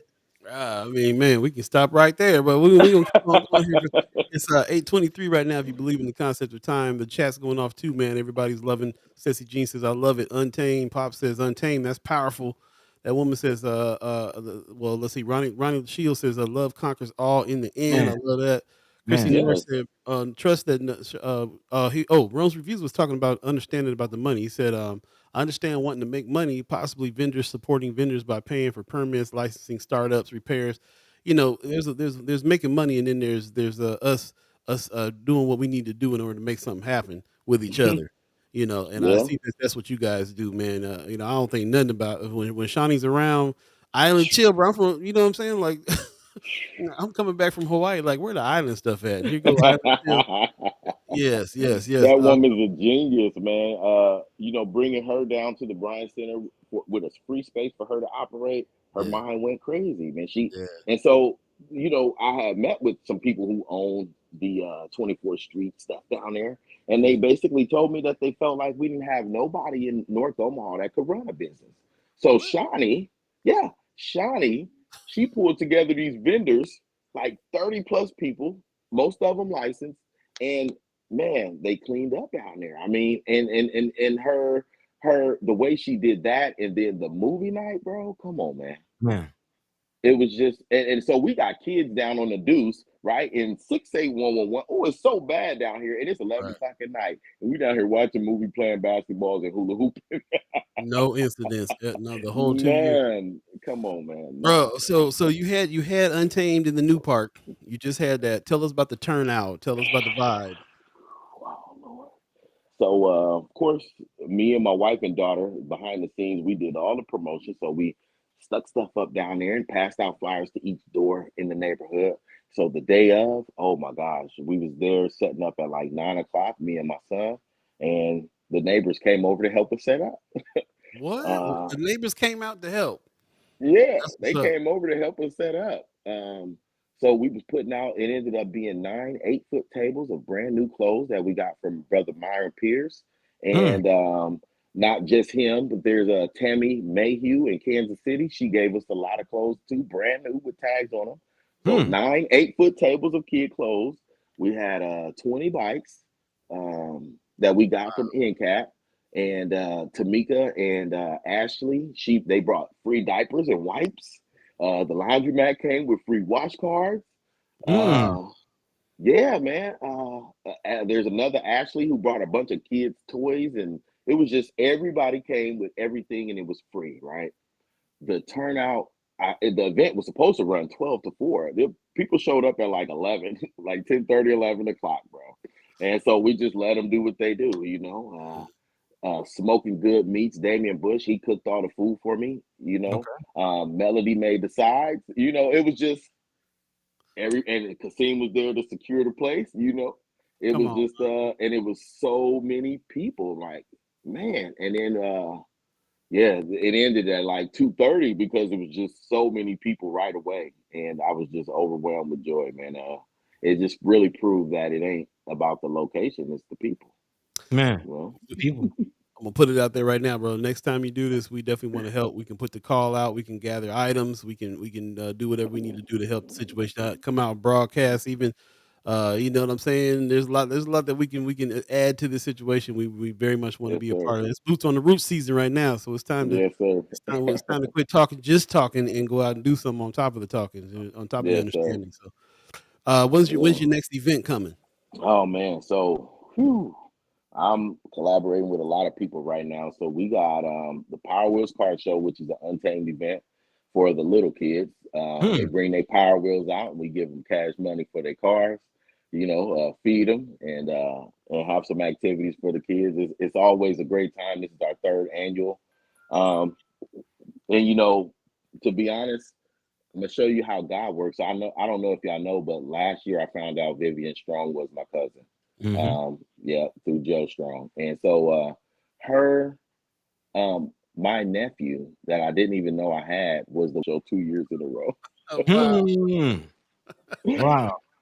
Dude, it was crazy. So that's the third annual is coming up this year. We got the 41st annual Big Wheel Derby we're doing with Melody and Bob Rogers, Miss Rogers. Rest in peace to Bob Rogers, Miss Rogers, and Melody Harris invited us to be a part of that. So we're combining our Power Wheels car show with the 41st annual Big Wheel Derby.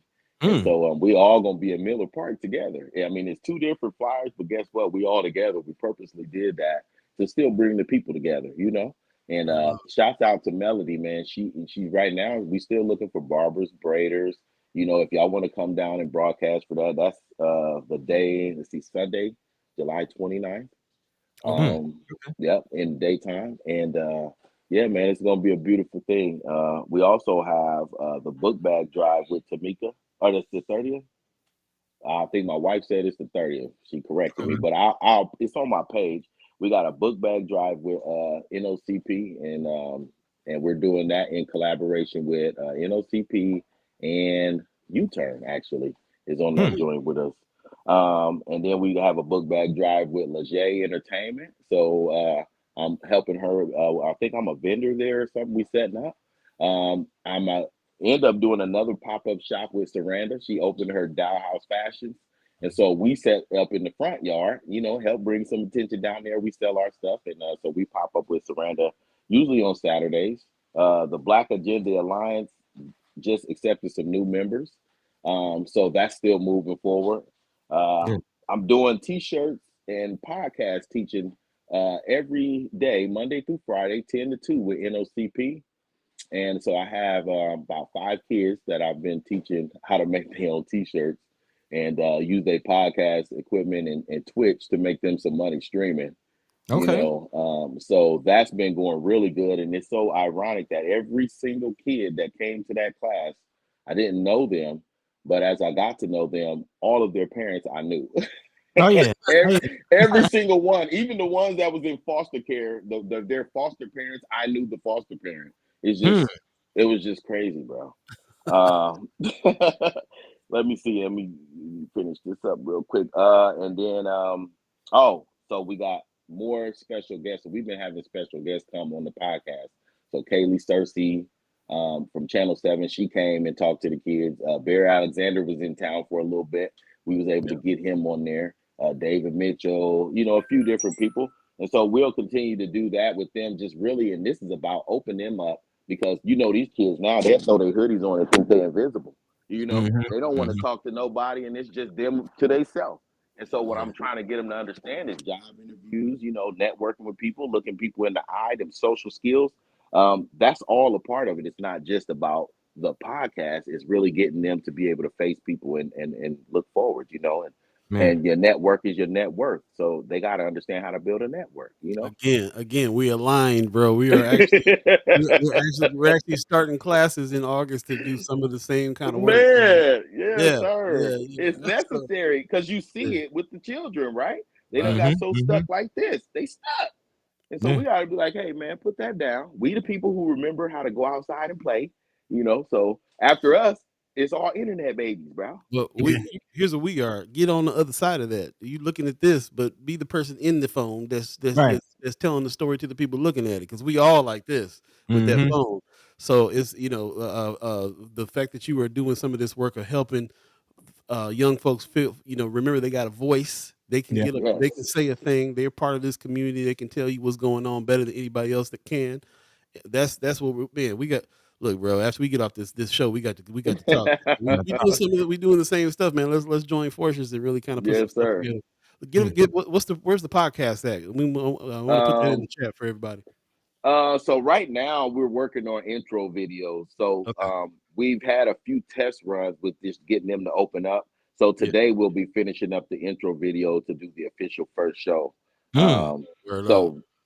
Right now that's what they've been doing, and then also teaching them how to make their shirts, which is it's all about getting the ideas and things from them that interest them. So then when we call ourselves doing stuff for the children, how are we doing it if we don't know what's interesting to them? Right. You have to get them involved in that conversation. So all this data, then we teach them, and then they teaching us. I learn from them every day, man. What's the age range? Like what ages? So usually I do 8 to 12. This class is 10 years old. I got some 10s up to 17 actually.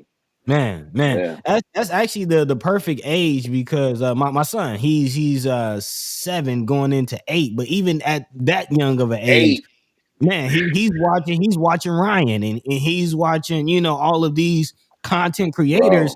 They're watching this early on, so the fact that you're doing that, you're speaking their language, so that, man, keep up the work. Smart, man. This is like the smartest generation of people I've ever met. Like, and I look at them as the upgraded versions of us. Some older people look at them as a threat to take over, but I mean, if you think about the old Chevy Impalas, they didn't even have power steering. Now the new Chevy Impala's got everything, all the bells and whistles. They just the new Impalas, man. Like embrace that. They don't look as good though. They don't look as good. They don't, and that's why we still the classics. We got classic plates on us right now. We worth more than them new cars because of the knowledge. If we keep ourselves up, and get all rusted out. That's right. That's why I love car culture, because we stay keeping that rust off and stay looking good, looking clean. Yes, sir. Let me jump into the chat real quick, bro. That woman is offering some services up. She said childcare as a community needs service, and we love to be involved. I can see childcare being a big a part of that as well. Child care facilitators maybe do a remote kind of come out and watch some kids while parents get a little break or anything. I mean, the ideas can be flowing there. Also, Brian Barrett in the house said, "Morning, brother B-boy here. Miss you, bro. Good looking. Hey, miss you too, man. We got Highland Boys in the house right now, bro. I got to get Hey, that's what's up. Highland Boys in the house. IE. Hey, IE, represent." Tony Johnson says, "Where's the podcast located? You gonna give us that when it comes? We'll definitely put it on our new page as well, man, so people can just get right to it. We got a new website that we're launching Monday, so this will be. We want to make sure that we got everybody's all the partners on there represented and be able to get to it from our page as well. So that's what's up." Brother Mayor Sanchez says, when I'm together with my friends and family, they get to into their phones. I say, your real friends are here. Man, you got to ride together. They are. Yeah. I I've like definitely redisciplined myself with that phone. I really try not to be on it at all because creatively I have to keep thinking. And so for me, I look at the phone like I'm basically can read people's thoughts and that stuff will get to you, you know? yeah. Mm, What's on your mind? And some people take that serious when they on that Facebook and any man, platform. So you start getting so much of that, you get off in a mode or emotion and don't even know why. It's because you Hey, done read some crazy stuff. it's resulted in there's been Oh people man. killing each other over some Facebook beefs, man. oh yeah, yeah, It Yeah. can go all the way. It can go all the way left. So you got to put yourself on a diet and realize that you don't need to also look at people's thoughts all day long like that. I definitely Yeah. do that. Don't touch me on Sunday at all. You ain't never gonna reach me till Monday morning. You know what I'm saying? Like I got to put rules in place for myself as well. So That's man, true. Yes, sir. man. I done Yes, unplugged. sir. I done unplugged. bro, I really appreciate that. We gonna have to have you on regularly to talk about some of these things, especially since we so aligned and you got so many things coming. Yes, Because sir. this season is season 6. We named the season "Boots on the Roots." This is Woo. about actually finding supporters, actually getting out, taking some action, and you are the prime example, the shining example of that, and we really appreciate you on that. Before we move on, before we get you out of here, though, you got to speak on your cousin, bro. Man, A lot has happened with Vivian Strong, street naming, things that's going on over the break. You've told us the story before about how you found out that she was family, and then you created some efforts in order to have her recognized. Tell us a little bit about that and what happened over the break. Oh man, so yeah, brother Franklin Thompson, shouts out to him and Yeah. all the people involved, Brenda Council, mm, Councilwoman Johnson, my sister Juanita. I call her my sister because I talk to her so much, on the phone and through text. So, but yeah, we got the street renamed for Vivian. The historical marker is here. um, and it's just beautiful. I mean, Carol was definitely overwhelmed when she came to town. Everybody out, man, y'all all treated her so great, so wonderful. She just felt. I mean, she smiled the whole time she was here. So, um, Remind me who Carol is. oh, Carol is Vivian's sister who was with her when she got shot. Oh wow. mm, Yeah, she was the sister that was Well, with I'm her. glad she got to see this. Oh yeah, and so mm, of course they made Vivian the Grand Marshal of the Juneteenth parade, and mm, so me and my family we got to lead the parade with the magnets. Last year we got harassed in the parade when I was with the Hmm. BAA. So and this year we led the parade. So man. Full circle. Yeah, full circle. Full and I know I'm not a big fan of the parades and things, but for Vivian, I'll do anything, and if they made her the Grand Marshal, I have to represent for my family. And so my guy Sean came through with his convertible BMW, and then I have my convertible Camaro, and we threw the family in there. My cousin Leonard, which is Vivian's brother, he was mm, with me, and LaDonna and Carol was with Sean, and my daughter was in the back repping Miss North Omaha. And so, man. Yeah, yeah. yeah, because she was the first black girl in the history of the pageant since 1955 to wear a North Omaha satchel Mm, in a national pageant. And so she Wow. made history with that, in Black History Month during Wow. February.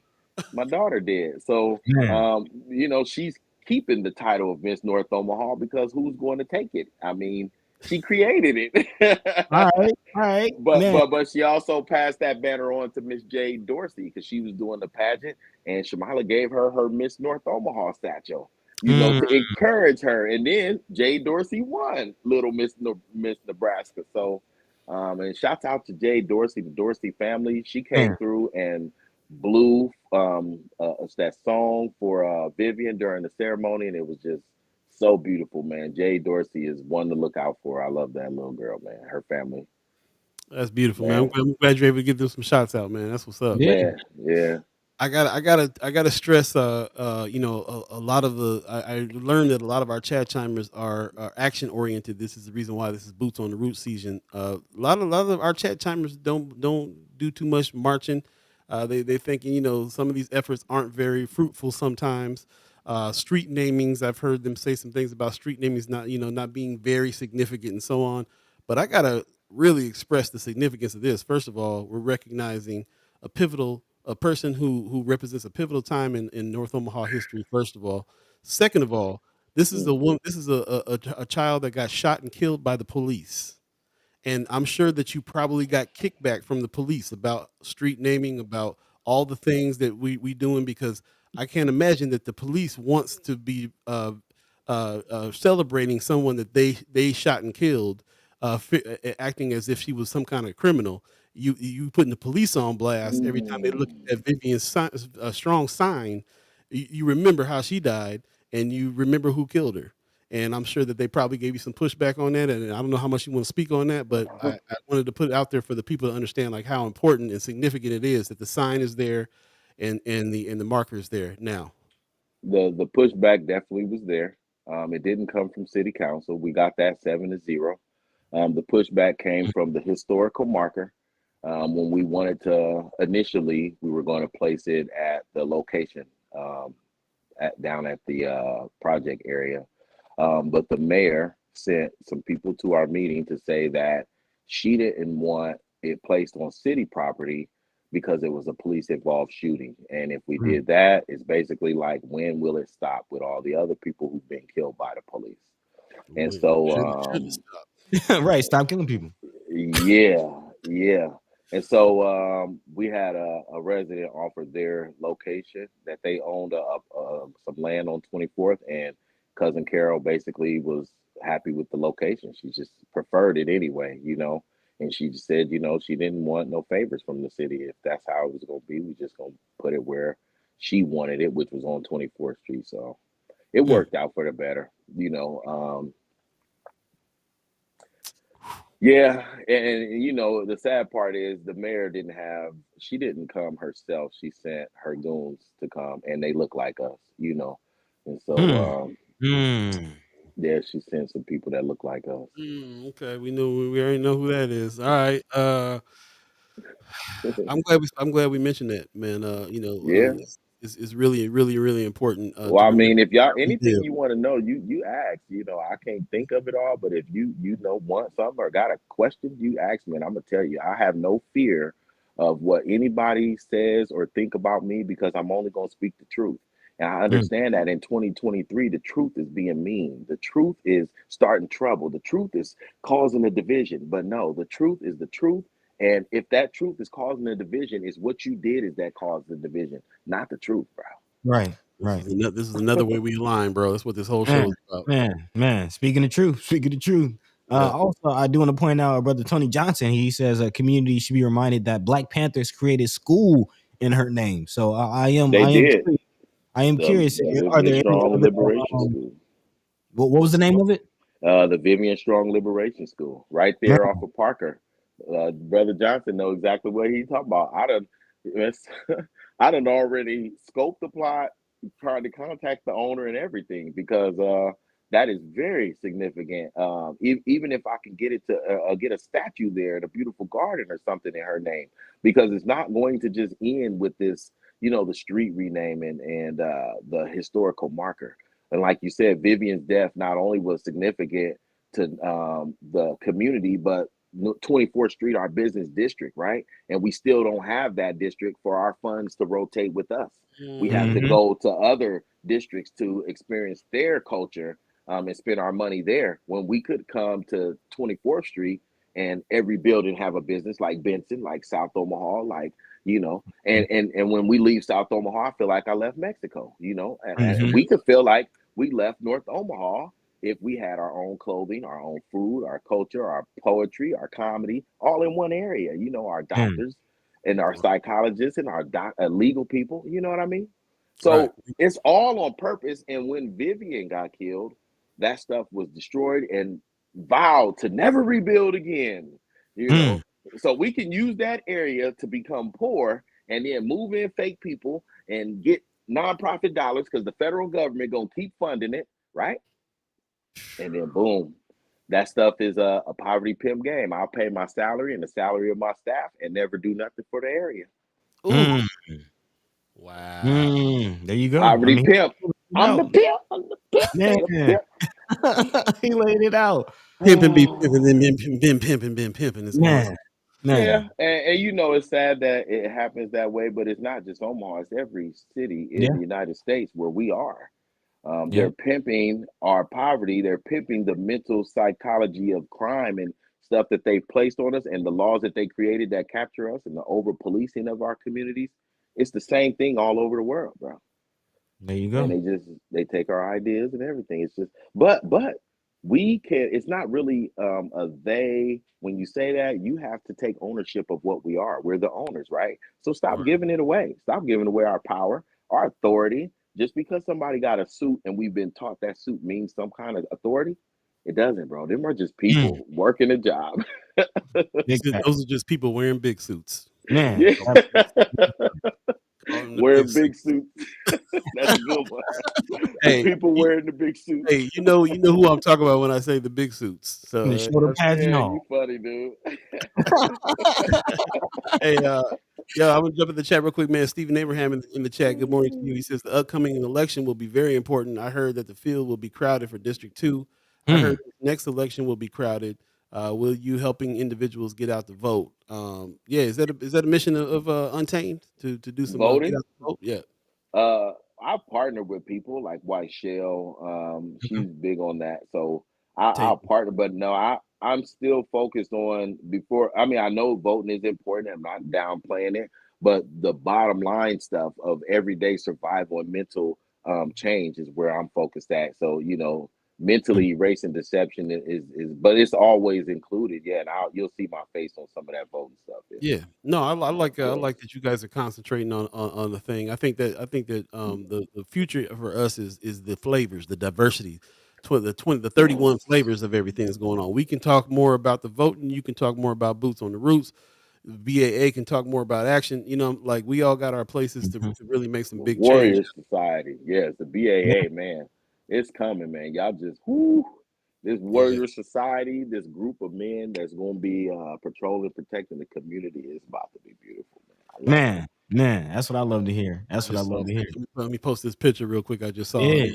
Yeah, yes, sir. It's building, man. Shouts out to Kasim, man.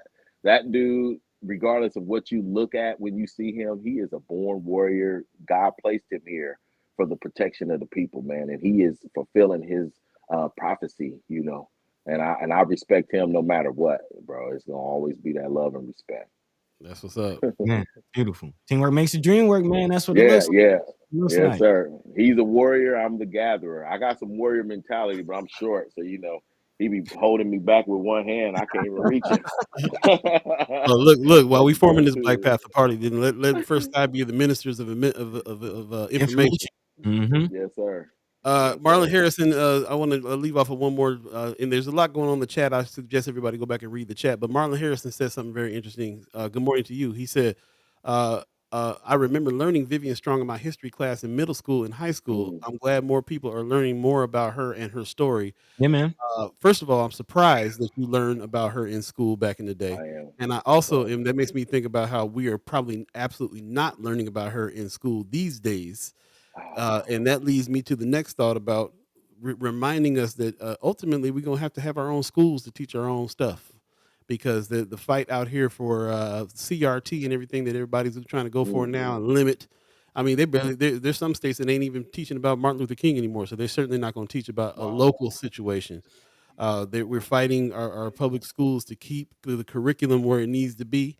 Like Marlon Harrison said, like it used to be, like where you can learn about those types of things in middle school and high school. I'm sure these kids ain't learning that stuff now. So now it's up to us. Put our own schools together, put podcasts together and things to teach people things and all that. So you're in the fight with us and we're in the fight with you, bro. We really appreciate you coming on and explain these things too. We got to have you on more often for sure, and, Yes, sir. and team up and be a part of these things going on in the streets. We're down Yes, for it. sir. 100%, bro. Anytime. I'm here for you.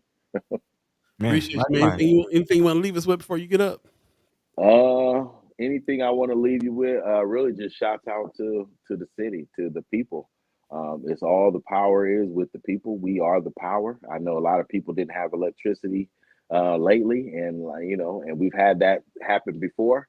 But when we realize that we are the power, there's nothing someone can take from you. So a lot of people say, "Oh, you were removed from the Bryan Center." No, I removed myself. Mm, They cannot take something from me that was never given to me by them.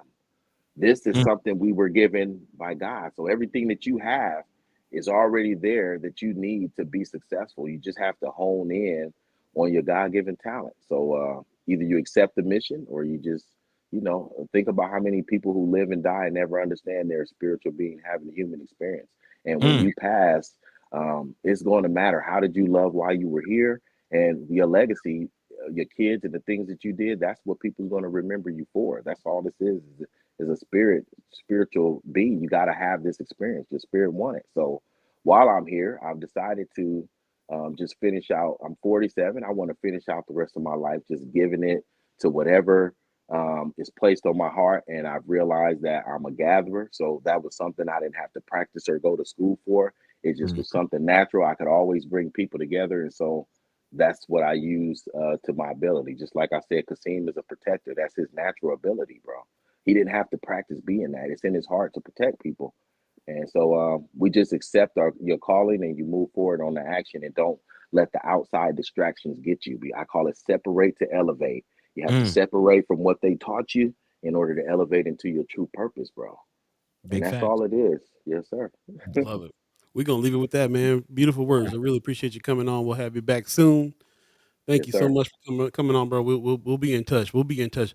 I'm thinking about. I got to go to work after this show today, but we will give you a call very soon so that we can kind of connect Okay. and get busy. All right. Peace, Right on, bro. man. You have a good one. Peace. Thank Yep. Peace. You too. Peace. Powerful. We. Powerful. Yeah. Ooh, indeed. Man. Yeah, that was heavy. We'll take a quick break. Come right back. First Sky Omaha Radio. First Sky Omaha in the morning. In the morning. Oh yeah.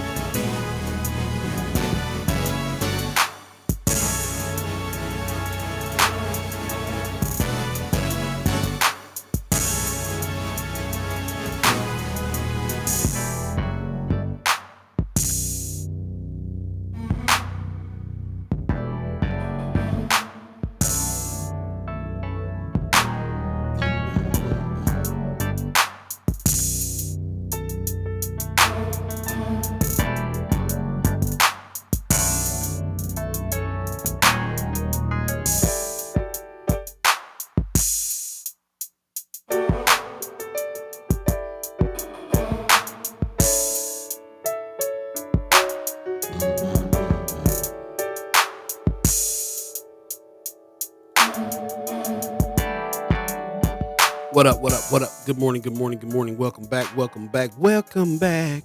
You're listening to First Sky Omaha Radio. First Sky Omaha in the morning. In the morning. Paul Beeee the Dove, Buddi3 Da Gawd, all of you chat chimers, ghost listeners, radio listeners. Appreciate you chiming in the chat today, very, very much so, y'all. Thank you for that. I didn't get to all of the chats, but I would suggest anybody who missed any parts of this show, go back and check it out in its entirety and read the chats when you do. We're on Facebook and YouTube. While you're on YouTube, like and subscribe. We're definitely going to be doing more stuff with YouTube. Seems to be better than what Facebook's got going on. But we'll continue on with Facebook, but we're definitely going to design our efforts to push people towards the YouTube page. And stay tuned for all the new stuff that's about to drop with us as well. We definitely have some other material that we're going to be putting out there. We have a channel that we're dropping very soon. I believe even Monday, we're going to have a new website to celebrate. So, and we're going to be disseminating more information. He talked. Sherman Wells talked about his calling. He's a gatherer. He said that Brother Kasim is a protector. I believe yours and my thing, buddy, is that we're communicators. Even though I didn't say that sentence like a person who knows how to communicate would Nope. say. You said it just is exactly how I was thinking it. All right. Hey, literally, we're communicators. Actually, I don't know how many of you are into astrology, but I am a Cancer, and naturally, yes, Cancers make good journalists, lawyers. Anything that requires a lot of reading and disseminating and understanding of information, and then expressing that information. Cancers are good at that. So, yes, I am naturally a communicator, and this is what I do. Even as wanting to be a rapper, like this is what I do, is communicate. So this mic here is my thing. I hear that. Same with me, man. I definitely feel like that. Able to comprehend what's going on and disseminate information, reword things, help people understand, come to understanding about things. Because we really can't move until we're all on the same page and have some real clear understanding. That's kind of the first step to everything. So that's why we're here doing what we're doing. This season, we're going to try to make it, to do even more, to really to refine the process. Now that we know what our mission is to communicate and get everybody on the same page and get a level of understanding with each other that will make it so that we can move. We're going to try to pull out all the tools and all the stops and everything that we have at our disposal in order to be able to do that better. So stay tuned for all of that, and we really appreciate it. Everybody that's on the chat, all the chat chambers, you are communicators too. Yeah, you're our co-host, and we will not be able to have these discussions without you and your input. And I'm glad that you guys are talking to each other in the chat as well. All that good stuff. Really appreciate it very much. It is 4 minutes until the top of the hour. If you believe in the concept of time, not really too much going on. I still have not really prepared all the haps that I wanted to prepare. But buddy, you have any last minute story items or anything that we need to throw in there before we get out of here? Yeah, I mean, just really a quick few announcements. Like this last 4 minutes, so it'll definitely be suitable for what we have. I want to definitely announce and give a shout out to the co-founder of City Bureau, Darryl Holiday, who has had an impact on our city as far as making sure and helping to facilitate the introduction of the Documenters program, which again, a lot of the chat chimers, a lot of you are familiar with. We'll be talking to Abby Kretz, who runs the Omaha Documenters program next week. So definitely looking forward to that conversation. But CDBO recently announced that after 8 incredible years, co-founder Darryl Holiday is stepping down from his role as co-executive director of National Impact. We're immensely grateful, says the announcement, for all he's done to shape City Bureau and the participatory media movement, and excited to see what's next. Darryl helped build all 3 of City Bureau's Chicago programs, led the growth of the Documenters network across the United States, and shaped how we think about the purpose and impact of our work. But the best expression of Darryl's leadership is the network of deep relationships rooted in collaboration, creativity, and connection he's woven throughout City Bureau and our broader community. And we like to think that we are definitely a part of that community. If you're not familiar with City Bureau, check them out. It's definitely a good introduction in how information can be disseminated from a people perspective, from a community, neighborhood perspective. So big shout out to City Bureau and the work that they're doing, not just with the Documenters program, but other programs that they have. And we could possibly even maybe reach out to Brother Darryl to get him on the show as well. Yeah, I've had some good conversations with him early on when we were trying to bring Documenters over to Omaha, and he's a cool dude. Definitely from the mind of this black man is saying, hey, this is how we're going to keep track of stuff. Let's build this out. Let's get this the same mission as ours. Get citizens to be journalists. We can get them going by having them go sit at City Hall, take notes of these meetings, all the things that Documenters do to really keep track of things. So Documenters is a great resource. That's why we're partnering with them here in Omaha, and we're going to continue to do things and see what he got coming next. I can't wait to see what his next chapter is. But yeah, from the mind of this brother right here, man, City Bureau, Documenters, all that stuff came into existence, and now it is in several different states, including here in Omaha, in cities in Omaha, especially here in Omaha, Nebraska, is the newest one. We're the newest city to get this Documenters program that this brother did. So he's been working at it for probably about a decade, I think, is when he started. And now here we are. So great program. I want you guys to think of it that way.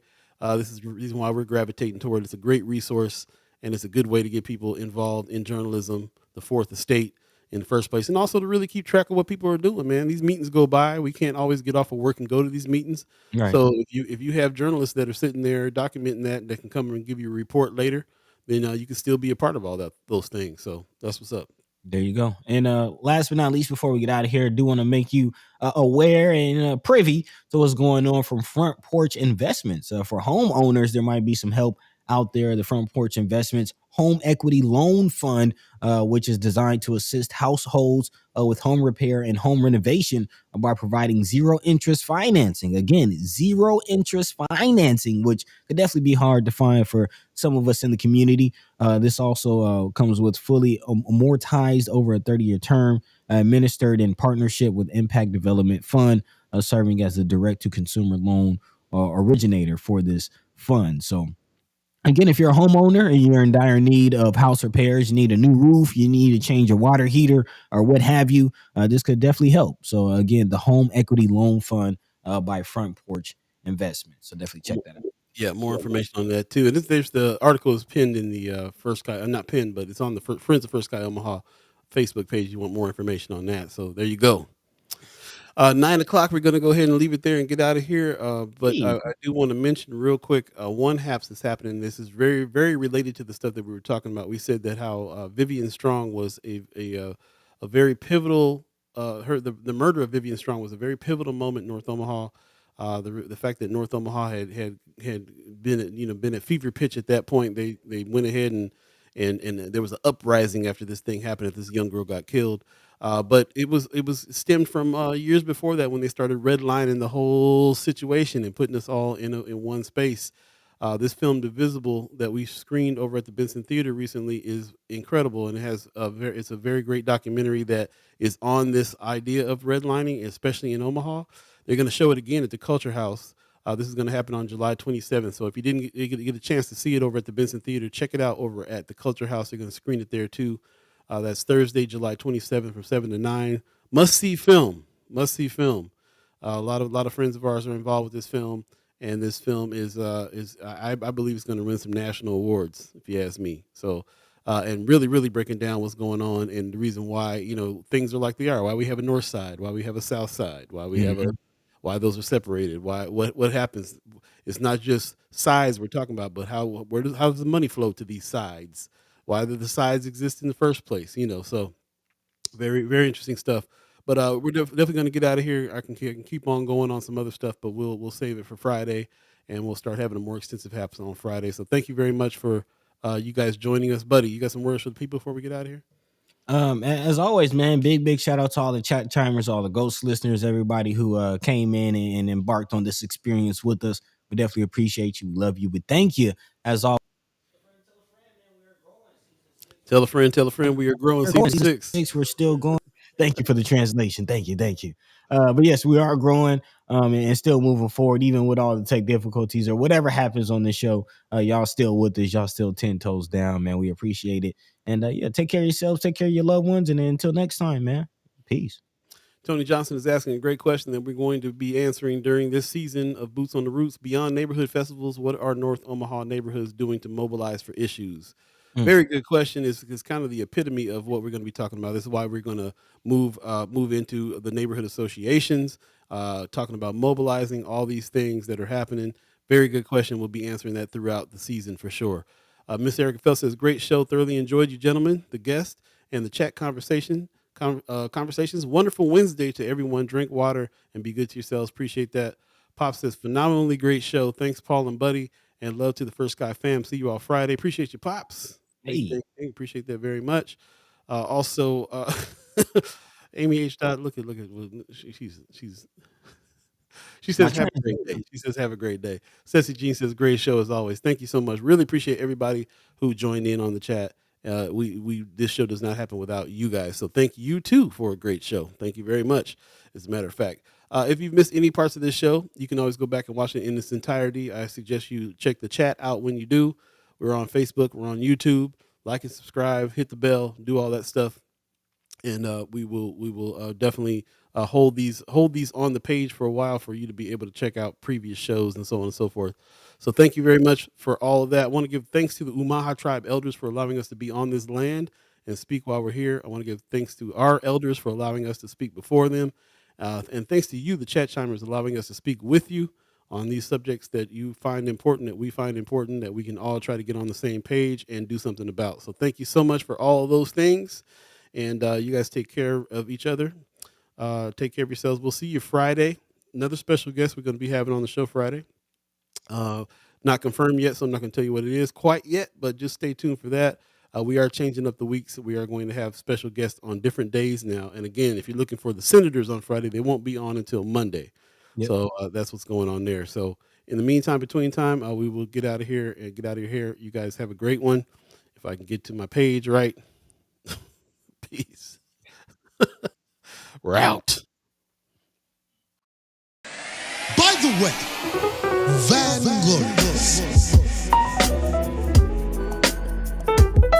This is protected by the Red